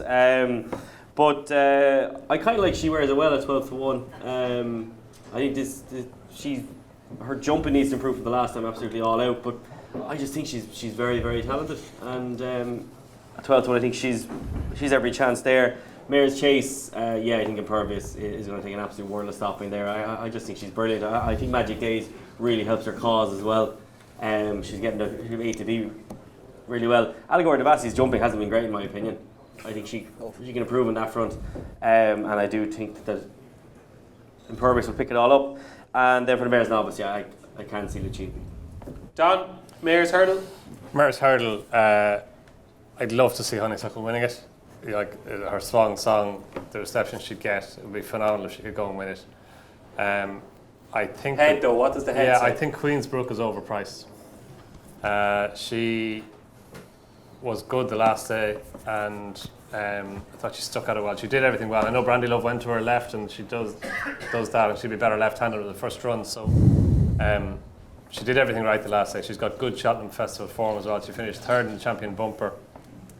and she finished second last year behind Marie's Rock in the Mare's Hurdle, which was a big run, especially on Marie's Rock. It was only a 5-1 shot for the Stairs Hurdle, so that was a big run.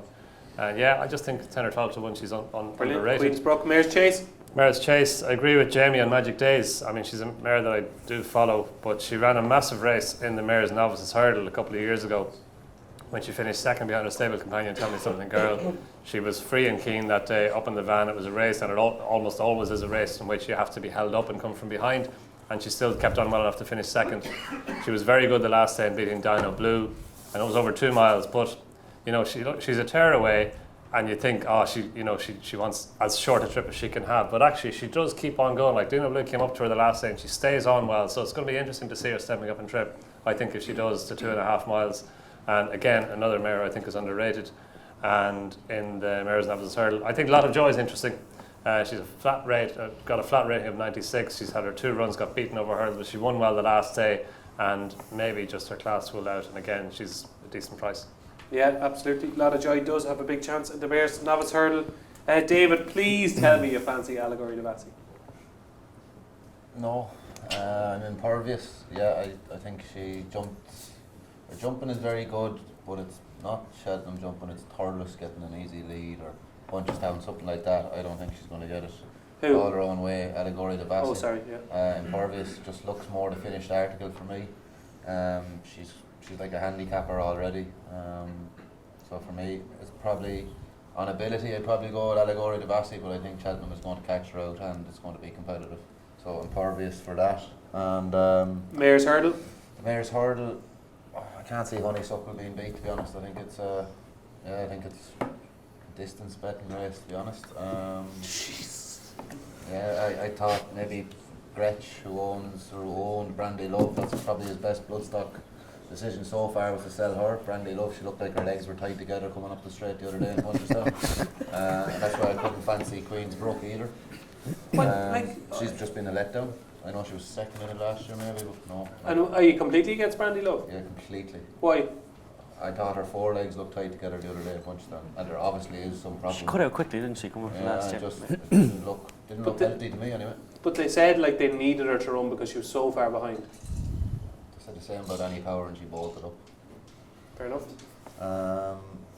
Yeah, and then the Mare's Novice Hurdle, Lucia will be hard to beat. I don't fancy Astro Diamond. I don't know how genuine she is. I thought she was coming to win the Royal Bond, and her head just went up. She done the same when she won with Danny. She jinked at the back of the last.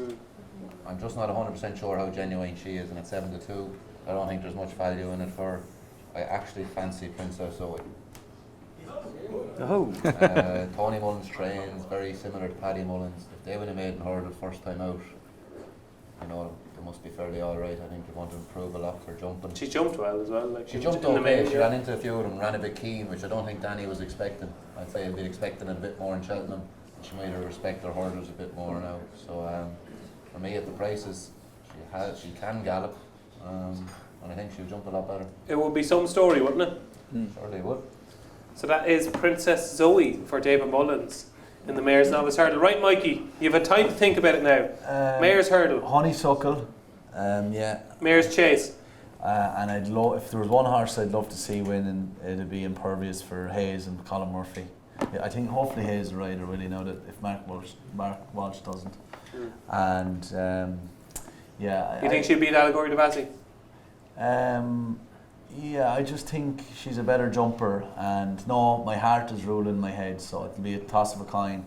But Colin Murphy, he's a freak. Like he really does think the world of this mare, and you know he doesn't usually think like that, you know. So she went to Geldings last day, and I think she will. I've never seen Alja Gurzi Vassi, whatever she's called, Alja Gur the Vassi. Where is she running? She could be running in Cheltenham when I get the name right, but I've never seen her having to really battle to win a race, and I hate backing a horse in Cheltenham that's always had the race won like turning in, you know. And she had the battle to beat Brandy Love last year in various. I know Brandy Love jumped out to her left, but yeah. Still had the battle. True. Yeah, I just love the way the mare battled and beat Journey with Me, and Shantou is one of my favourite sires. They just never stop. And then Mare's Novice Hurdle. I give Princess Zoe each way squeak with I don't know, Nikki the Lucia thing. Lucia, Nicky's is meant to be a weapon, so I'll go with that. Okay. That is the Mayor's Hurdle, the Mayor's Chase, and the Mayor's Novice Hurdle. Now, handicaps. Right, Mikey, we'll leave you to last here. Do a bit of study there. A bit of last minute crabbing. This is like Sitting down the end of the table. So this is like before your biology leaving cert exam. Do a bit of studying there for the last 5 minutes. Whatever really you're No, I'm not coming to you yet. You have time to study. Right.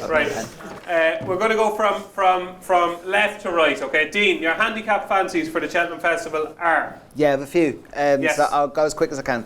In the old Take team, as long as you want. in the old team, I really like Beauport. Ultima? Yeah. What's wrong with that? Ultimate. Yeah, it's the ultimate. Not on the host of the Racehour, it's not. Okay. It's old team. So yeah, I really love Beauport for this. Nigel Twist and Davies. Beauport, okay. Yeah. Jordan Naylor always keeps her eyes. Going to have a great time with this, I think, round here over a proper trip. It's run into Ballygriffin Cottage, ran into the Real Whacker. I think it's on 143, which looks spot on for it. I think it's just going to thrive here. I'm a little bit concerned about the ground. It's not going to suit many horses. Don't get the chance to run on this. So hopefully, day one, there'll be plenty of water put on. I think it's up to the clerk of the course there to deliver for that. So I'll be hoping that they do. I think Beauport's a really good bet for the old teamer. I back Camprond in the Coral Cup. Okay. Pretty much did it immediately once I'd seen it jump a fence, thinking they're never going to continue with that. And so I can see that going off very short. I think they've managed to get it down to 138. You would be a little concerned that the form looks terrible, but I'm sure there's only one race in mind. You remember last year it would have won, I think, but the biblical rain came. Yeah, fourth in the Coral Cup, won a Punchestown. When it won a Punchestown, exactly. And I think if he's right, that will win the Coral Cup. In the Grand Annual, I was gutted last year about Andy Dufresne not winning, but he's not going to be missing the mark at this time around. Same mark this year. Yeah, exactly, but he probably got a favourite. But Unexpected Party, I thought was an interesting horse for the plate, but looks like they're committed to the Grand Annual, right? So that's where they're going to go. I think they've probably got a few pounds up their sleeves for the Skeltons. I thought he's been gently getting the hang of things over fences, if that's fair. Double figures, I think you're a fan of his, DJ, so Unexpected Party in the Grand Annual was interesting. What Gordon Elliott has done with the Bosses Oscar for the Patemps looks so obvious. They completely messed up the mark 2 years ago when he was beaten by Mrs. Milner in the race, and then I think was fifth to Indefatigable in the boys' race in the Martin Pipe.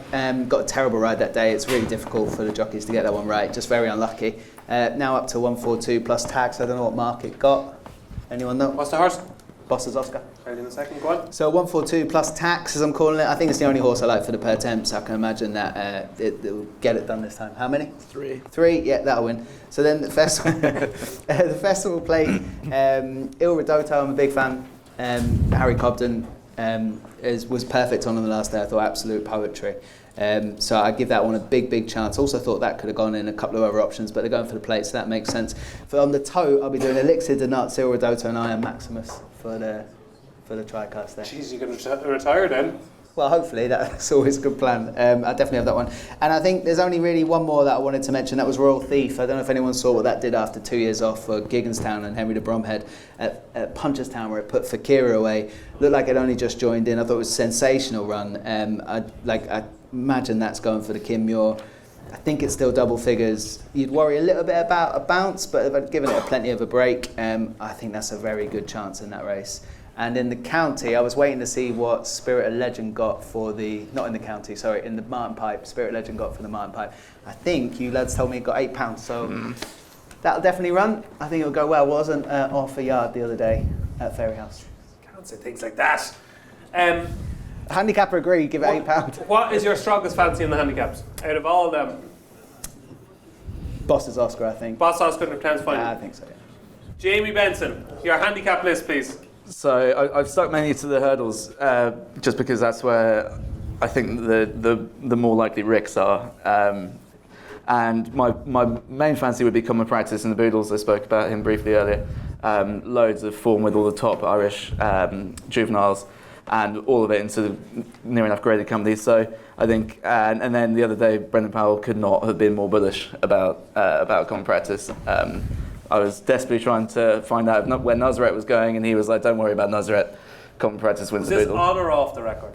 Oh Jesus, it's on the record now. Oh, now, No, yeah. what, originally? Oh, off. Yeah. Oh, that's okay. Oh no, I'm a sieve. I'm a nightmare to talk to. Don't talking of nightmares to talk to, I was at dinner the other night with Tony Martin, and he put up Good Time Johnny in the Pertemps. So although you can't really take it as gospel, it was noteworthy that he didn't mention Zanderbad in the Fred Winter, who I always thought was the plot job for that. He's just a 300 grand Aga Khan horse that I know they've been lining up for a plot, but he's jumped like a fridge so far over hurdles, so he's been a bit disappointing. If he was to get in, he'd have a sneak in the Boodles, but in the Pertemps, Good Time Johnny, he's a big old price at the moment, 33 to 1, and he's, I think, 11, 12 pounds higher than when he won at Leopardstown at Christmas one year, and he was third in the same race behind Maxim last time. And he's only a couple of pounds higher for that, so he's interesting. Nicky Henderson was so unbelievably bullish about Steel of March, less so about the horse, more so because he's desperate to have a winner for the King, of all things. So I think he has been planning that for a little bit. So if you did fancy him, I wouldn't put you off. Right trainer, wrong horse, go on. Yeah, well, I know. Walking, I won't spoil your certainty, but I don't think it's a secret to Racehour listeners that I'm a massive fan of Spirit Legend in the Martin Pipe, but he's been given 8, which is massive. But he'll run off 137, and ultimately, if I think he's good enough to win off 133, then ultimately 137 shouldn't stop him. And I think the hustle and bustle of that race won't be a bother for him. The strong pace he'll get and staying 2 mile forward will be perfect. And then I also like Royal Thief in the Kimia. He won with any mount in hand last time, and Paddy rode him that day. I'm assuming he'll probably ride one of Willie's in the Kimia, but if he were to ride Royal Thief, he could go off near enough favourite, I'd say. Well. Excellent. Thank you very much. And your strongest fancy of all the handicaps is? Common Practice in the Boodles. Common Practice in the Boodles. Diarmuid, the floor is yours. Comprand, Coral Cup, first of all, 138, looks very obvious, the JP plotting there, but it's, you prefer even if he had one decent run this season. I'm not sure whether he's either well handicapped or he's just gone way off the boil. That's my concern with him. In the county hurdle, I think Winter Fog's not out of this, even if it is off 152. Kieran O'Callum, he's still claiming 7, is he? I think he is. But anyway, yeah, so like that horse would affect Big old me. mark though, 152. Like. He's running off 145. With that, I mean, he'd strike me as always has that he just wasn't a stayer in the Pertemps last season. He was bought. You bought him, didn't you? Yeah. Fremit. But he just wasn't a stayer last season. But like Brian Hayes put him up last week on the bookmakers.com article and said that he just thinks he's full of speed at home. Something like that race staying on. It also would like First Street in that race as well. But again, 152. If Nathan Brennan was claiming 7 pounds off him, he wasn't far off State Man last season at all. In the Pertemps, I like the same horse as you, Dave. So I'll leave that for you. In the Martin Pipe, I like two very much so. Cool Survivor, first of all, he's definitely going the right way of 140 for Gordon Elliott. But the other one that I really like is I really like this horse, is the Capo Glory, who'll be running in the Martin Pipe of 139 for Podrick Butler. This horse is just in the could be anything category. First run won really well at Gorham Park, beating Caldwell Diamond. Second run, his second ever run over hurdles, he was third with El Fabiolo in a grade 1 at the Punchestown Festival. Like, that's unbelievable form for a mark of 139. He's only about 7 lengths behind El Fabiolo that day, travelled in brilliantly, and then missed a bit of this season, but his first run back ran 4th behind Fidor and Sharjah, and he was jumping left, so obviously going to go to Cheltenham. That just would not have suited the last day. So 139 for the Capo Glory is just very interesting. Podrick Butler, a really, really young up-and-coming trainer, he's very interesting there. And then over fences, I like Dino Blue in the Grand Annual off 140. I think that's a very good mark for her. And then in the Ultima, one of my bigger bets at the moment is Lord Accord in the Ultima of 137. I think he's an absolutely huge chance. I was also not happy, obviously poor Richie McClernand's injured, but the first thing he said in his interview that he was talking about being injured was how gutted he was to be missing the ride of Lord Accord in the Ultima. Now, not that Richie, unfortunately at the moment, would have loads of rides, but he's a brilliant jockey, and for him to mention that first off the cup, he's a horse that I've always liked. Neil Mulholland has previous in this, but to just preempt your next question, the Capo Glory would be my biggest bet in the handicaps. There you go. Doing my job for me. There you go. The Capo Glory in the Martin Pipe, yeah? Yeah. Yeah, for Diarmuid 25 to Nolan. 1, yeah. Some very interesting insight there. Don, the handicaps? Handicaps, Biker in the Boodles, Fred Winter Hurdle. I just thought he ran a really nice race the last day in Naas. in a race that has been a really good pointer to the For Fred the Winter, last as 5 you know, winners. Aramax and Band of Outlaws in Brazil, they all won it, and went on and won the Boodles, the Fred Winter Hurdle. So Biker only finished third behind Sir Alan, but it was a really nice run. He was rated 76 on the flat when he was at Richard Hannon. He's got a rating of 124 now. I don't know what he's got from Britain, but I presume a few pounds more. Handicap man here on the cheese. But hopefully not too many more pounds than that, 124. Charles Burns trains him. In the Ultima, I think Oscar Elite is interesting. He's a second season chaser. He ran in the race last year, he finished third. He's a spring horse. He won the Reynoldstown Chase the other day. Now it was only a 3-horse race, but he won it well. He beat a 140 odd rated horse, did the second. He's a coming horse. He got £4 for that. He's 139 now. He's only four pounds higher than he was last year. He goes well at Cheltenham as well. He ran a massive race in the Albert Bartlett Hurdle as a novice hurdler, so I think he's interesting in the Ultima. That's Travelled Oscar like Lead. the winner last year as well, didn't he? Huh? Oscar Lead. Yeah. Yeah, he ran from £4 out of the handicap last year. And he travelled like the winner. £4 your Fred Winter horse. £4, so what? 128. Yeah. Yeah, grand, perfect. And then 2 from Gordon's yesterday. Ascari at 10. Interesting. He says he's going to drop him down and trip to go for the plate, which, like, for a horse who ran in the National Chase and ran in the Grand National, didn't get home from the second last, ran in the T&Cs Chase twice, didn't get home from the third last. It's interesting dropping down and trip to 2 miles 5 for the plate off on mark 150. And Dunboyne, Gordon says he goes for the Kim Muir, 139. He ran a massive race in the T&Cs this year, was only just beaten, and he seems to be a progressive horse. He's shown a few quirks in the past, but he seems to have it all together now, and I think he's interested in the Kim Muir. Beautiful. And your strongest fancy in the handicaps is? Probably Biker in the Fred Winter. Biker in the Fred Winter, round about an 8-1 shot, I think. David Mullins, handicaps? 2 of my horses have been mentioned already, Biker and Winter Fog. Biker being the best bet of them, I'd say. It was good to notice that Philip Enright was riding them in Naas instead of Philip Burns. I think that could be. I think he was suspended, was he? I think he might have been suspended for the And Road Blaze and Cal the next day. Yeah, I think it was off for a day. Interesting. I think it fits very well.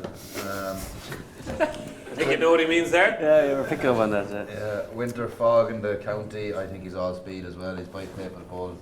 And 152 you think is okay, yeah? Yeah, Claiming 7 anyway. yeah, I think so. Yeah. It's a race you don't really need to worry about ratings when Willie Mullins trains them. I think. Arctic Fire won at Fair point. 154. Fire, Wicklow, Brave. But is this horse up there in that calibre, like, yeah? Not really, but no, not that far up. But claiming 7, and he's probably rated with £10 lower than him, is he? So I don't think he's £20 off him anyway. Okay. Dad's Lad in the Grand Annual. I think that's been a plan for a good while, maybe. Could be wrong, but I thought that was the reason he went over to Cheltenham at the start. And the Goffer in the Ultima, I think he runs, isn't it? Yep. Yeah. It's a horse I liked. Hador he got beat by Hador in Fairyhouse, and he hasn't enough runs to get into a handicap in Cheltenham, I don't think, over fences. But he's another one to keep an eye on. I think could put it up. That's Hador, owned by Susanna and Rich Ritchie. And your strongest fancy is Biker, is it, in the handicaps? Yeah. Excellent. Mikey, you've had a good 15 minutes now to do a bit of homework. How'd you get on? I done a little bit. Wouldn't be big on the handicaps, but that So Scottish I see is in the plate there. I think Sir Paul or Emmett's like they've done well when they've been sold on. So I'd imagine he might be well handicapped enough to run well in it. And maybe is Langer Dan? Martin Pipe. Is he in the Martin Pipe? Yep. I just looked down to the Martin Pipe. There's nothing jumping out at me there, Willie's wise, like this year.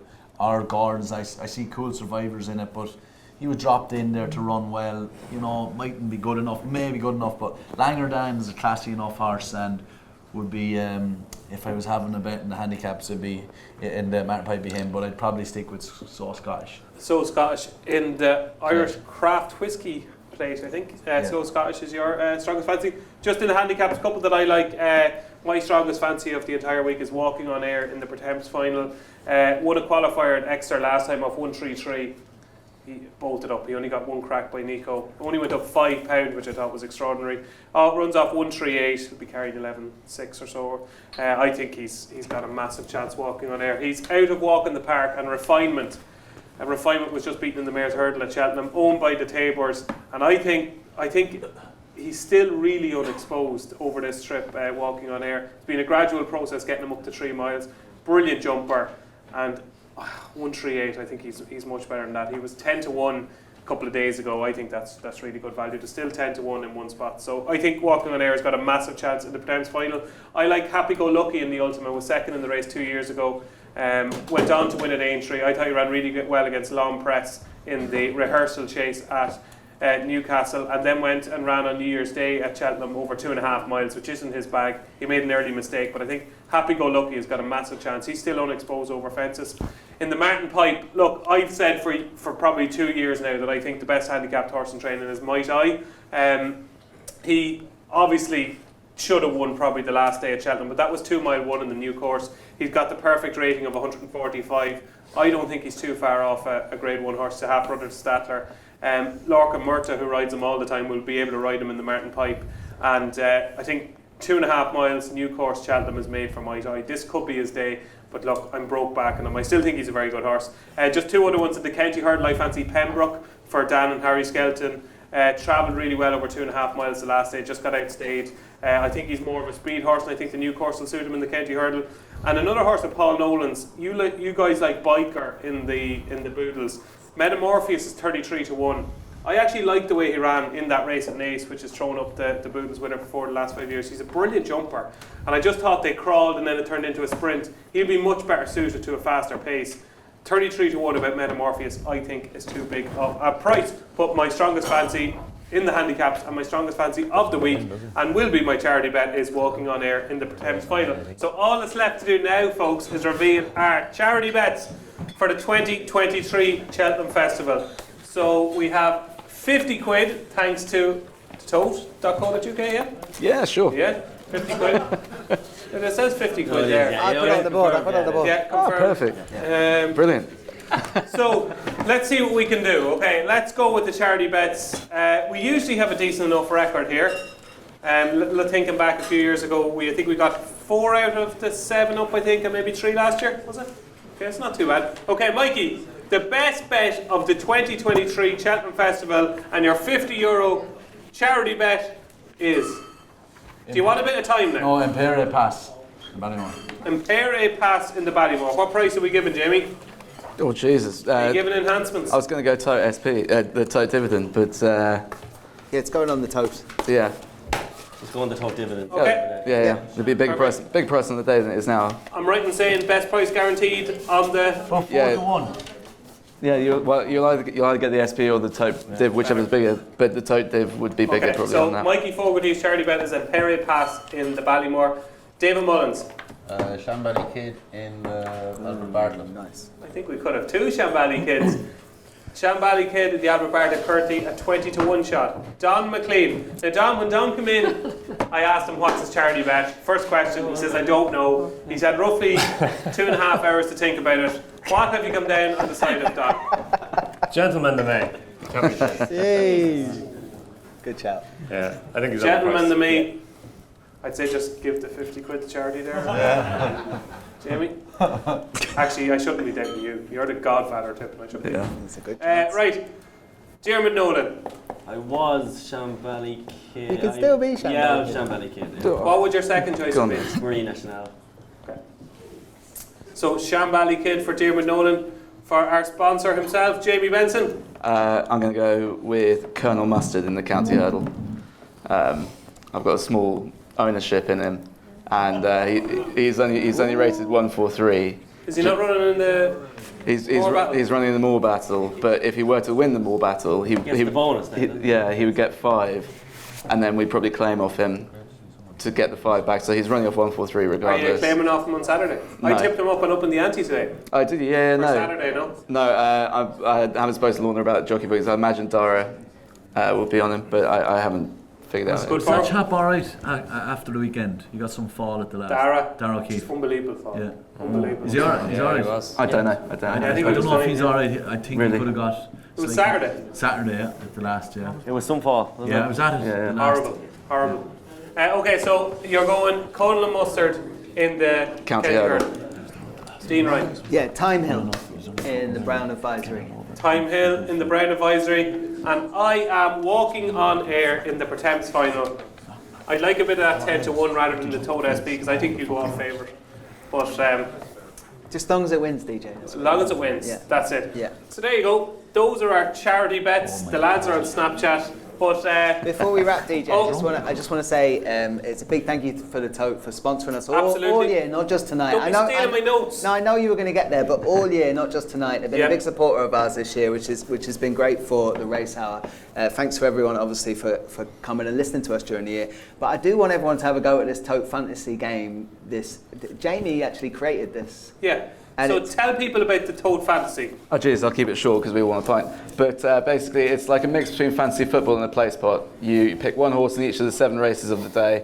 You pay £7 or €8 to enter, and you score points across the day. But it's a bit like fantasy football. You have a set budget. You can't have all the favourites. So it's about picking which favourites you're with, which ones you're against. You get a stable start to score you double points. You have a steward's inquiry to boost your horse to finishing position. It's more of a game than it is a bet, but you can still win big. Somebody's betting for like €8. It's a whole day's betting, and there's a big prize for first, and it's profit to the top 25%. So It's a fantastic initiative, in We are fairness. crying out for innovation in this sport, and there Yep, is some. absolutely. Some going on. So Absolutely. So Love it. Love it, have a lads. look out Thanks. for the Tote Fantasy competition on each day of the Cheltenham Festival, obviously. running every day of the Cheltenham Festival. Every day If of anyone the wants a Cheltenham cap, Festival. come find me. I'm standing out the back of my car.